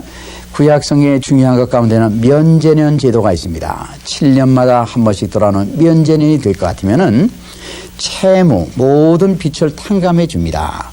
그래서 빚진 자들이 7년 동안, 6년 동안 빚을 갚지 못하면은 7년이 될 때는 그래서 다 면제를 받아서 이제는 새 출발할 수 있는 그 빈곤의 사슬에서 벗어나서 새 출발할 수 있는 제도를 마련해 주었고, 그 다음에 종들도 6년 동안 종살이 하면 7년째는 해방이 되는 그 자유의 몸이 되는 그러한 제도입니다. 그것이 바로 면제년 제도가 되는 것입니다. 그 다음에 이제 중요한 것은 희년 제도입니다. 그래서 희년은 50년마다 돌아오는 그 해입니다. 그래서 희년이 돌아오면은 모든 가난해서 땅을 팔았던 사람들도 다 원소유주에게 땅이 되돌아옵니다. 그래서 가난한 사람들, 가난하기 때문에 할 수 없이 땅을 팔았던 사람도 땅을 되돌려 받음으로 이제는 새 출발할 수 있고, 또 면제년 때 종이 해방되지만은 경우에 따라서는 주인을 잘 만나서 나는 해방되지 않겠습니다. 이런 사람도 희년이 되면은 다 해방되어야 합니다. 그래서 모든 종들, 모든 노예가 해방되는 해입니다. 이것은 무엇을 얘기합니까? 종의 유산은 상속되어서는 안 된다 하는 것을 얘기합니다. 그래서 50년이 되면은 땅을 팔았던 것도 다 원소유주에게 돌아가고, 그 다음에 종들도 다 해방이 되어서 종의 유산이 상속되지 아니하고 새 출발할 수 있는 그러한 제도가 이제 마련되어 있는 것입니다. 자, 그래서 구약 성경을 볼 것 같으면은 지금 613개의 토라 말씀이 있고, 하나님과의 관계, 그 다음에 이스라엘 공동체에 관한 이러한 여러 가지 말씀이 있어서 한 분 하나님 섬기고, 또한 사랑과 공의가 넘치는 그러한 함께 더불어 사는 공동체를 이루라 하는 것이 613개의 토라 말씀의 핵심이 되겠습니다. 오늘 공부 이것으로 마치겠습니다. 감사합니다. 샬롬.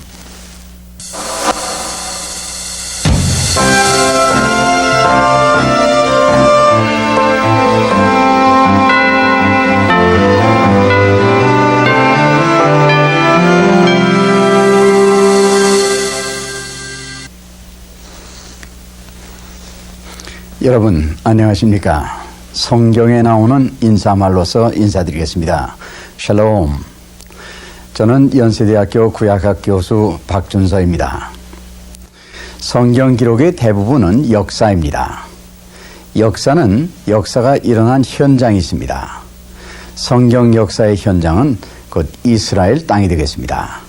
그래서 오늘은 이스라엘 땅에 대해서 말씀드리며 공부하겠습니다. 곧 성경 지리학이 되겠습니다. 먼저 오늘의 요절을 보시겠습니다.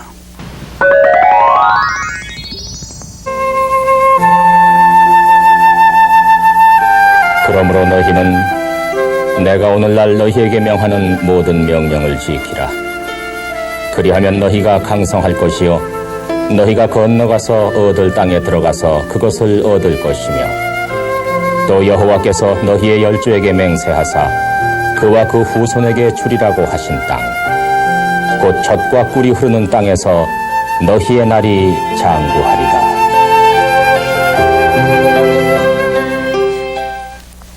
우리 모두에게는 고향이 있습니다. 태어나고 자라난 곳입니다. 그런데 전 세계 16억 그리스도인들, 크리스찬에게는 신앙의 고향이 있습니다. 신앙의 고향은 곧 이스라엘 땅이 되겠습니다. 구약시대부터 신약시대까지 성경 역사가 이루어진 역사의 현장이기도 합니다. 창세기에 기록된 아브라함과 이삭과 야곱이 살았던 땅이고, 다윗 왕과 솔로몬 왕이 통치했던 땅이요, 또 우리 주님께서 예수 그리스도께서 탄생하시고 복음 전하시고 부활 승천하신 그 땅이기도 합니다. 또 예루살렘 시온산 다락방에서 교회가 처음 시작된 그곳이기도 합니다. 그래서 크리스찬들은 이 땅을 보통 다른 곳과 구별해서 성지라고 부릅니다. 거룩한 땅, 그래서 성지 이스라엘 이렇게 부릅니다. 자, 그럼 먼저 성지 이스라엘이 어느 곳에 위치하고 있는가 하는 것을 지도를 보면서 한번 살펴보겠습니다. 자, 이 지도는 보통 우리가 얘기하는 중동 지역 지도가 되겠습니다. 애굽이 있고 그 다음에 기름이 많이 나는 사우디아라비아가 있고 또 지난번에 전쟁했던 이락이 있고 또 위로 올라가면 터키 이곳이 있습니다. 자, 그러면 이스라엘은 어디에 있느냐? 이스라엘은 지도로 보면 아주 작은 요 땅입니다. 그래서 이 작은 땅이지만은 역사적으로는 또 우리 신앙적으로는 대단히 중요한 곳입니다. 남쪽으로는 이집트가 있고 또 이쪽 동남쪽으로는 사우디아라비아, 북쪽으로는 시리아가 있고 또 더 올라가면 터키가 있습니다. 자, 그래서 이 이스라엘 땅은 아프리카 대륙과 아시아 대륙과 또 이쪽 유럽 대륙이 만나는 세 대륙이 만나는 바로 그 중간 지점에 이스라엘 땅이 위치하고 있습니다. 자, 그러면 이제 조금 더 이스라엘 땅을 좀 확대해서 보도록 하겠습니다. 이스라엘 땅을 이제 보시면은 이렇게 생긴 이곳이 이스라엘이 되겠습니다. 지금 초록으로 표현된 곳입니다. 자, 그래서 이스라엘 땅의 서쪽으로는 지중해가 있고 동쪽 경계는 갈릴리 호수와 요단강과 사해가 되겠습니다. 그래서 남쪽으로는 시내 반도가 있고 동쪽으로는 오늘날 요르단이라는 나라가 있습니다. 그리고 북쪽으로는 시리아와 레바논 이렇게 여러 나라에 둘러싸여 있습니다. 자, 그래서 북쪽 끝은 이스라엘 땅의 북쪽 끝은 단이 되겠습니다. 단. 이 단은 요단강의 원류가 됩니다. 그래서 단에서부터 발원한 강이다. 그래서 요단강이 됩니다. 자, 북쪽 끝은 단이요. 지리적으로 남쪽 끝은 이제 엘랏이 됩니다. 그래서 엘랏을 통해서 홍해로 나가게 되어 있습니다. 그래서 단에서부터 엘랏까지의 거리는 약 420km가 됩니다. 그 다음에 동서의 폭은 제일 넓은 폭이 116km가 됩니다. 면적은 어떻게 되느냐? 이 땅 전체의 면적은 28,000평방킬로미터가 되겠습니다. 28,000평방킬로미터 하면은 그렇게 넓은 땅은 아닙니다. 우리나라와 비교하면은 강원도와 경기도를 합친 정도가 되겠습니다. 또 다르게 말하면은 경상남북도를 합친 것보다는 조금 작은 그러한 면적의 땅입니다. 그래서 이스라엘 땅은 면적에서는 그렇게 넓은 땅은 아니다 하는 것을 알 수가 있습니다. 자, 그런데 이 땅이 구약시대 때는 이름이 무엇이었느냐? 구약 성경에 보면은 가나안 땅이라고 불렀습니다. 가나안. 그 다음에 로마 제국시대, 역사는 이제 쭉 밑으로 내려와서 로마 제국시대 로마 황제가 그 이름을 바꿨습니다. 무엇이라고 바꿨는가 하면 팔레스틴이라고 바꿨습니다. 그래서 팔레스틴이라는 이름은 지금까지도 사용이 되고 있습니다. 자, 그래서 구약시대의 가나안이라는 이름이든지 또는 팔레스타인 이름 다 우리에게 친숙한 이름은 됩니다. 그러나 그보다도 우리에게 더 친숙한 이 땅을 부르는 그러한 명칭이 있습니다. 그것은 젖과 꿀이 흐르는 땅이다 하는 말입니다. 그래서 젖과 꿀이 흐르는 가나안 복지 이렇게 보통 얘기하기도 합니다. 자, 그런데 보통 우리가 젖과 꿀이 흐르는 땅이다 이렇게 얘기하면은 우리 머릿속에 상상이 되고 연상이 되고 기대가 되는 것은 참 좋은 땅, 기름진 땅, 아름다운 땅 이런 것을 기대하고 상상하게 됩니다. 자, 그런데 우리들이 실제로 이스라엘 땅에 가보면 우리들이 기대하는 그러한 비옥하고 기름진 그런 젖과 꿀이 흐르는 땅과는 실제로는 상당히 거리가 멉니다.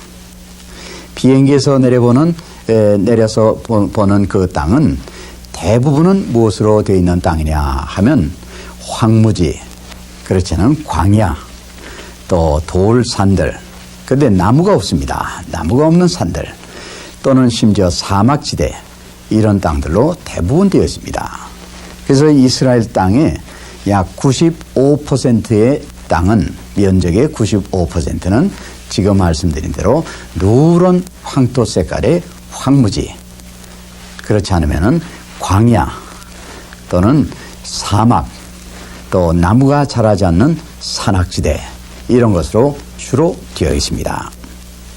자, 그러면 먼저 이스라엘 땅이 그렇게 면적은 크지 않은 땅이지만은 이스라엘 땅을 5지형으로 구분을 할 수가 있습니다. 그래서 5지형에 대해서 먼저 잠깐 말씀을 드리겠습니다.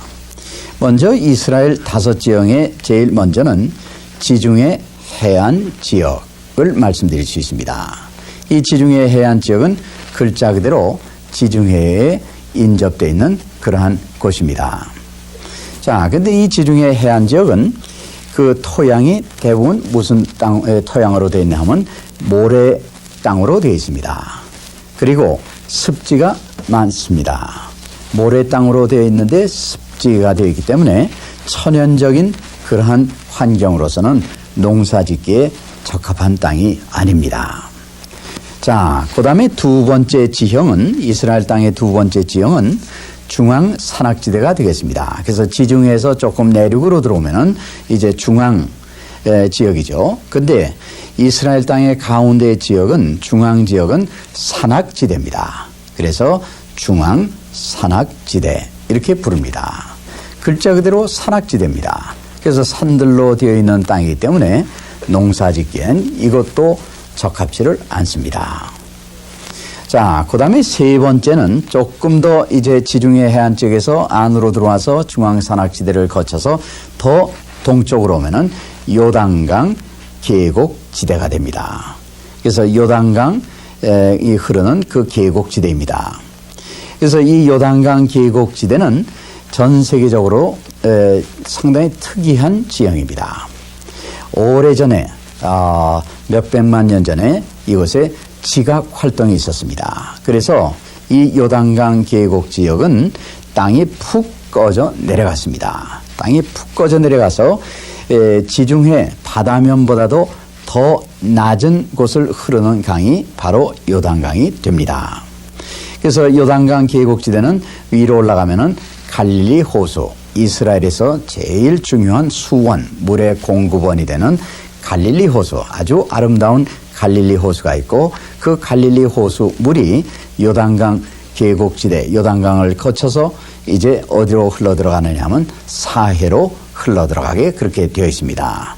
그런데 지금 말씀드린 대로 갈릴리 호수도 지중해 해면보다는 낮은 곳에 있는 그 호수입니다. 그래서 어느 정도로 낮으냐 하면은 지중해 바다면보다도 약 210m 낮은 수면이 곧 갈릴리 호수의 수면이 되겠습니다. 그래서 바다면보다도 낮은 요단강을 쭉 거쳐서 이제 물이 흘러서 사해로 물이 흘러 들어갑니다. 그래서 사해는 전 세계에서 지리적으로 가장 낮은 지구의 표면이 됩니다. 어느 정도로 낮은 곳이냐 하면은 바다면보다 약 398m가 낮은 지점입니다. 자, 근데 이 요단강 계곡지대는 요단강이 흐르고는 있지만은 그 주변 지역은 비가 오질 않습니다. 대단히 건조합니다. 대단히 건조하기 때문에 이 요단강 계곡 지역도 대부분은 농사 짓기에 적합하지를 않습니다. 그래서 요단강 계곡지대가 어느 정도로 건조하냐 하는 것을 실례를 들어서 말씀을 드릴 수가 있습니다.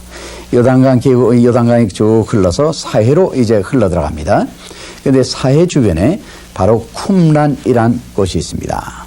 그 쿰란이란 곳에서 전에도 말씀드린 사해 사본이 발견된 곳입니다. 그래서 사회사본이 그 질그릇 항아리 속에 그 담겨져 있는 것이 2000년 전에 쓰여진 것이 2000년 동안이나 그대로 보존해 내려올 수가 있었습니다. 이 사회사본이 2000년 동안 그곳에 보존될 수 있었다 하는 것은 무엇을 얘기하느냐 하면 요단강 계곡지대가 얼마나 건조하냐, 비가 오지 않고 건조하냐 하는 것을 단적으로 말해 주는 것입니다. 그래서 이 사회사본은 오늘날 우리가 갖고 있는 구약 성경 사본으로서는 가장 오래된 그러한 사본이다 하는 것은 이미 말씀드린 바가 있습니다. 자, 그래서 요단강 계곡지대도 농사짓기에는 그렇게 적합한 그러한 곳은 아닙니다. 자, 그럼 그 다음에 네 번째 지형은 어디냐 하면은 네겝 지역입니다. 이 네겝 지역은 이스라엘 땅의 남쪽 절반의 땅입니다. 아까도 지도에 보신 대로 이스라엘 땅은 남북이 더 깁니다. 길쭉하게 생겼습니다. 그래서 거의 남쪽 절반의 땅을 네겝 지역이라고 그렇게 얘기합니다. 이 네겝이란 말은 구약 성경에 쓰여진 히브리 말입니다. 히브리 말로 네겝이라는 말은 남쪽, 동서남북 할 때 쓰는 남쪽이라는 말이 됩니다. 그래서 네겝 지역이다 그러면은 글자 그대로 남부 지역이다 하는 말이 되겠습니다. 그런데 이 네겝 지역은 대단히 특이한 지역입니다. 천연적으로 거의 비가 오지를 않습니다. 비가 오지 않기 때문에 대단히 건조한 지역입니다. 그런데 1년 사시장철 기후가 대단히 덥습니다. 특히 여름철에는 그 지열, 땅에서 뿜어내는 열이라는 것은 대단히 뜨겁습니다. 자, 비는 오지 않고 기후는 덥고 그러기 때문에 모든 것이 다 말라버린 그러나 황무지 중에 황무지가 바로 네겝 지역입니다. 그래서 지질학자들은 이 네겝 지역을 뭐로 분류하느냐 하면 사막지대로 분류하기도 합니다. 그래서 네겝 사막이다 하는 말도 씁니다. 자, 그래서 이 네겝 지역은 사람이 살 수 없는 곳이라고 생각을 했습니다. 그래서 쓸모없는 땅, 또 버려진 땅, 아무 가치 없는 망각의 땅으로 생각했던 것이 바로 이 네겝 지역입니다.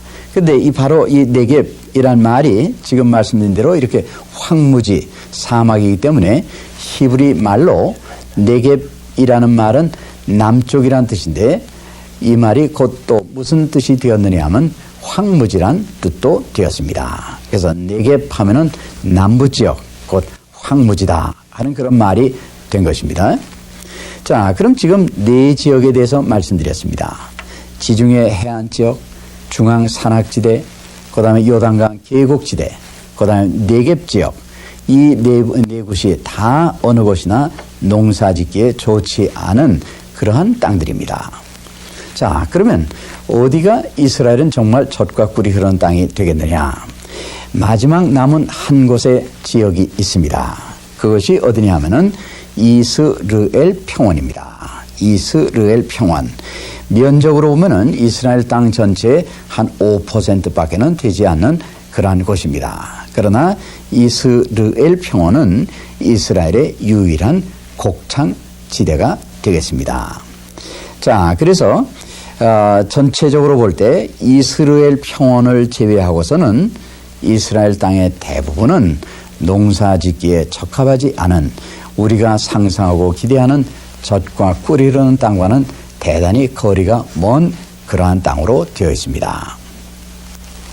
자, 그런데 이스라엘이 오늘날 그 땅의 변화가 일어나고 있습니다. 땅이 변하고 있습니다. 그래서 한 곳만 예를 들어보겠습니다. 네겝 지역. 금방 말씀드린 대로 네겝 지역은 황무지 그러한 땅입니다. 그래서 사막이라고 얘기하기도 합니다. 끝없이 펼쳐진 그 누런 황토 색깔의 그러한 네겝 지역.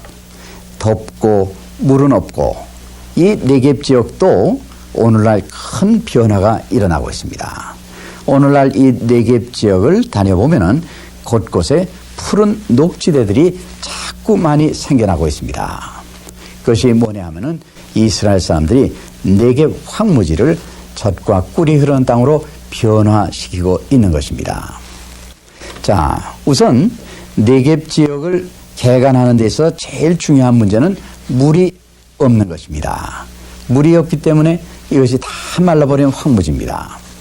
그래서 이스라엘 사람들은 처음에 물을 어디에서 끌어왔는가 하면은 약 200km 이상 되는 갈릴리 호수로부터 물을 끌어들이기 시작했습니다. 송수관을 만들어서 송수관을 통해서 이 물을 끌어들였습니다. 그러나 아무리 송수관을 크게 만든다 하더라도 이 네겝 황무지 전체를 다 물을 공급한다는 것은 절대로 불가능합니다. 그래서 지중해 해안과 가까운 곳에는 공장을 만들어서 바닷물을 공장을 지나가게 해서 담수로 변화시키기도 했습니다. 또는 지하수를 개발해서 그 땅을 보통 몇십 미터 파가지고는 물이 나오지 않습니다. 그래서 이곳의 네겝 지역에 지하수를 이제 개발할 때는 적어도 100m 이상 깊이 땅을 파서 이제 수맥을 만나서 이제 지하수를 끌어올리기도 했습니다.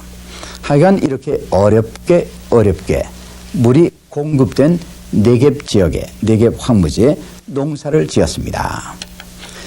그 농사를 지었는데 그 결과는 아주 놀라운 결과가 일어났습니다.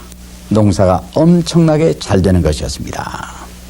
그 이유는 원래 이 네겝 황무지의 토양 자체는 상당히 좋은 토양입니다. 토양은 좋습니다. 그러나 말씀드린 대로 비가 오지 않아서 물이 없기 때문에 모든 것이 다 말라버린 황무지가 되었던 것입니다. 그런데 이제 물을 끌어들여서 물이 공급된 지역에 농사를 지으니까 농사가 엄청나게 잘 되는 것이었습니다. 그 다음에 이 네겝 지역의 농사는 이것이 항상 더운 지역이기 때문에 1년의 농사를 한 번만 지을 수 있는 것이 아니라 적어도 2번, 많은 경우는 3번까지도 농사를 지을 수가 있습니다. 그래서 과거에는 덥고 물이 없기 때문에 못을 사람이 살 수 없는 곳이라고 생각했던 것이 오히려 지금은 그 더운 기후가 1년의 농사를 3번까지도 지을 수 있는 유리한 조건으로 바뀐 것입니다. 자, 그런데 이스라엘 사람들이 이 네겝 황무지, 그 네겝 땅의 토양을 연구를 하기 시작했습니다. 이 토양을 연구한 결과 그 네겝 지역의 토양은 단순히 밀이나 보리나 이런 농작물을 재배하는 것보다는 과일을 재배하는 데 더 적합한 땅이다 하는 것을 알게 되었습니다. 그래서 지금은 그 네겝 황무지에 물이 공급된 곳에는 각종 과일을 다 재배하고 있습니다. 우리가 아는 과일들 대부분 여기서 납니다. 바나나든지 사과든지 오렌지든지 또는 포도든지 심지어 감 같은 것도 여기서 다 생산이 되고 있습니다. 자, 그래서 여기서 생산된 이 과일은 이스라엘 사람들이 다 먹을 수가 없을 정도로 많은 양이 생산이 되어서 그것을 이제 여러 나라, 주변 여러 나라에 수출까지도 하고 있습니다. 그래서 네겝 황무지에서 정말 사막이 변해서 지금 좋은 땅으로 변화되고 있다 하는 얘기입니다. 자, 그런데 1980년대에 들어서 이스라엘 사람들이 이 네겝 황무지에 새로운 것을 또 심기 시작했습니다. 그것은 꽃입니다. 이 꽃은 단순히 보기 좋으라고 심은 것이 아니라 꽃을 잘 재배해서 기후가 덥기 때문에 물이 공급된 지역에 꽃을 잘 재배해서 그것을 잘 포장을 해서 비행기에 실어서 유럽 꽃 시장에 그 꽃을 내어놓아서 팝니다. 그래서 과거에는 유럽 꽃 시장을 석권했던 나라는 풍차가 돌아가는 나라 홀란드, 네덜란드였습니다. 그것이 1980년대 말에 와서는 그 판도가 바뀌게 되었습니다.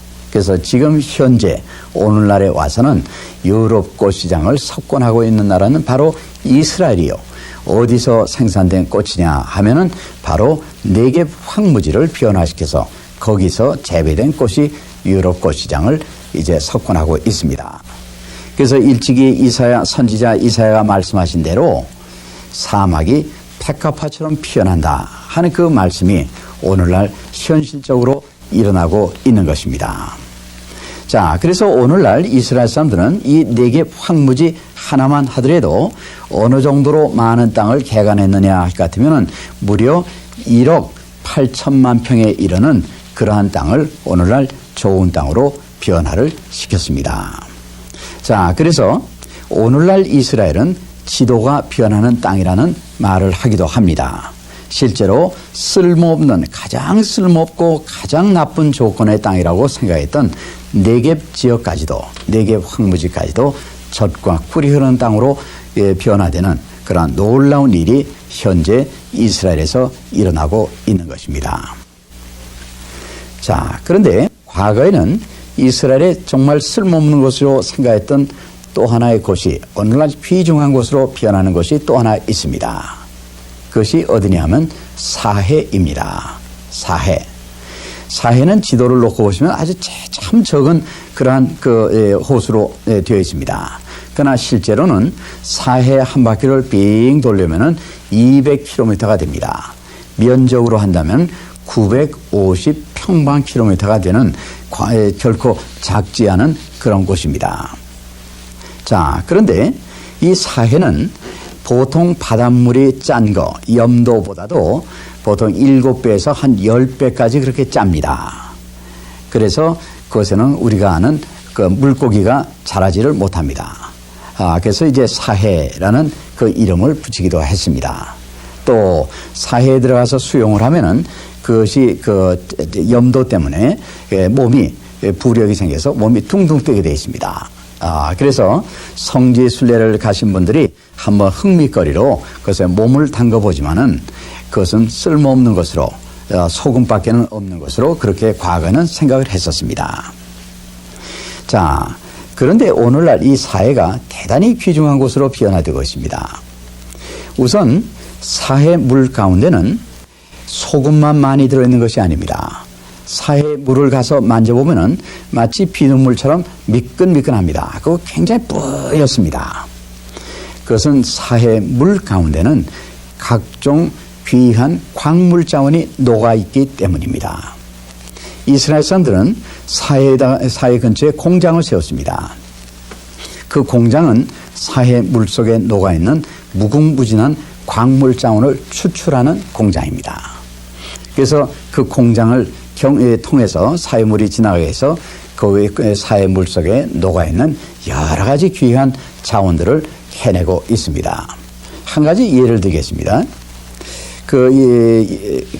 자원 가운데 브로마인이라는 것이 있습니다. 그것은 농약을 만드는 데나 또는 페인트 또는 플라스틱 제품을 만드는 데서 아주 중요한 재료 가운데 하나로 쓰여지고 있습니다. 그래서 오늘날 전 세계에서 사용되는 이 브로마인 양은 천문학적인 양을 지금 쓰고 있습니다. 그런데 전 세계에서 사용하는 브로마인 소비량의 26%, 약 4분의 1이 사해에서 생산되는 것을 전 세계가 쓰고 있습니다. 제가 알기로는 우리나라도 사해에서 생산된 브로마인을 사용하고 있는 것으로 알고 있습니다. 자, 그런데 사해에 얼마나 많은 브로마인이 녹아 있느냐? 그것은 쉽게 계산해낼 수가 있습니다. 그것을 계산해 보면은 현재 세계가 사용하고 있는 브로마인 소비량대로 쓴다면은 앞으로 1000년을 쓸 수 있는 양이 사해에 녹아 있다 하는 그런 얘기입니다. 다시 말씀드리면 무궁무진한 양이다 이렇게 얘기할 수 있겠습니다. 그런데 브로마인 한 가지뿐만 아니라 칼슘, 포타슘, 마그네슘 등등 여러 가지 귀한 광물 자원을 그것에서 추출해내서 그것을 전 세계 이스라엘 사람들이 팔고 있습니다. 자, 그래서 이 사해는 죽음의 바다가 아니라 사실은 하나님께서 귀한 보물을 숨겨놓으신 보물 창고다 이렇게도 얘기를 할 수가 있겠습니다. 자, 그런데 이 사해 근처에 가면은 오늘날 사해 근처에 아주 현대식 건물들이 많이 들어서고 있습니다. 그 현대식 건물은 무엇이냐면 병원 겸 호텔입니다. 왜 그러냐 하면은 사해 물은 사람의 병을 치유하는, 고쳐주는 특이한 성분을 갖고 있습니다. 특별히 통증, 그 아픈 것 있죠? 그 통증을 치유하는 데는 아주 특이한 효능이 있고, 특히 피부병 같은 것은 약으로 낫지 않는 것도 사해에 와서 몸을 담그고 그러면은 아주 깨끗하게 근치가 된다 하는 그런 얘기입니다. 그래서 특별히 유럽 사람들은 성지 순례도 하고 또 몸도 건강하게 하기 위해서 이 사해 근처에 와서 그 병원 겸 호텔에서 성지 순례와 몸을 건강하게 하는 것을 병전하고 있다 하는 그런 얘기입니다. 자, 근데 또 하나 사해 근처에는 무궁무진하게 많은 것이 있습니다. 그것은 새까만 진흙입니다. 자, 제가 처음에 한 10여 년 전에 처음 이 사해에 갔을 때 사람들이 특히 유럽 사람들이 그 사해 새까만 진흙을 몸에 바르는 것을 제가 목격을 했습니다. 처음에 저는 그것이 뭔지를 몰랐습니다. 그래서 장난으로 하는 줄 알았어요. 그러나 그것이 장난이 아니었습니다. 사해 진흙은 아주 좋은 미용제다 하는 것입니다. 자, 그래서 오늘날 이스라엘 사람들은 그 시꺼먼 사해 진흙을 표백제를 넣어서 시꺼먼 것을 희게 하고 그 다음에 향료를 넣어서 각종 화장품을 만들고 있습니다. 그래서 이 사해는 사람을 건강하게도 하는 것이고 또 사람을 아름답게도 하는 것입니다. 애굽 역사를 보면 클레오파트라 여왕이 나옵니다. 아주 미인의 대명사입니다. 예. 자, 근데 이 클레오파트라는 신하들을 사해에 보내서 사해에서 그 시꺼먼 진흙을 가져오게해서 항상 그 진흙으로 몸에 바르고 목욕을 해서 아름다움과 젊음을 유지했다 하는 것은 역사 이야기에도 나옵니다. 자, 이렇게 볼 때 사해는 죽음의 바다가 아니라 무궁무진한 보물 창고요. 또 사람을 건강하게도 치유하는 그런 것이고 또 사람을 아름답게도 하는 것이다 하는 것을 알 수가 있습니다. 자, 그래서 이 성지 이스라엘 땅은 보통 우리가 눈으로 보았을 때는 젖과 꿀이 흐르는 땅과는 상당히 거리가 먼 것으로 보입니다. 대부분 황무지요, 광야요, 또 산악지대요, 또 사해, 아무 쓸모없는 것으로 생각하기가 쉽습니다. 그러나 사람의 수고와 노력이 합해졌을 때 그 땅은 정말로 젖과 꿀이 흐르는 땅으로 변화가 되고 그러한 놀라운 변화가 지금 진행 중에 있습니다. 여기서 우리들은 귀한 메시지를 얻을 수 있습니다. 그것은 이스라엘 땅이 젖과 꿀이 흐르는 땅이라는 말씀은 하나님께서 완제품으로서 완성품으로 젖과 꿀이 흐르는 땅으로 만들어 주셨고 우리 사람은 할 분량이 없는 그러한 것이 아니라 하나님께서 젖과 꿀이 흐르는 땅으로 변화될 수 있는 요소는 다 마련해 주셨지만은 사람의 수고와 노력과 땀이 합해졌을 때 그 땅이 그런 것으로 좋은 것으로 변화된다 하는 것입니다. 그래서 그 땅이 젖과 꿀이 흐르는 땅이라는 말씀은 그러한 땅으로 변화시키라 하는 명령의 말씀도 되는 것이고 또 수고하고 노력할 때 그런 좋은 땅으로 변화가 된다 하는 약속의 말씀도 되는 것입니다. 여기에 귀한 그 메시지가 있습니다. 하나님께서는 그 땅을 통해서도 오늘날 우리들에게 귀한 메시지를 전해주고 계십니다. 오늘 성지 이스라엘에 관한 말씀은 이만큼 드리도록 하겠습니다. 여러분 대단히 감사합니다. 샬롬.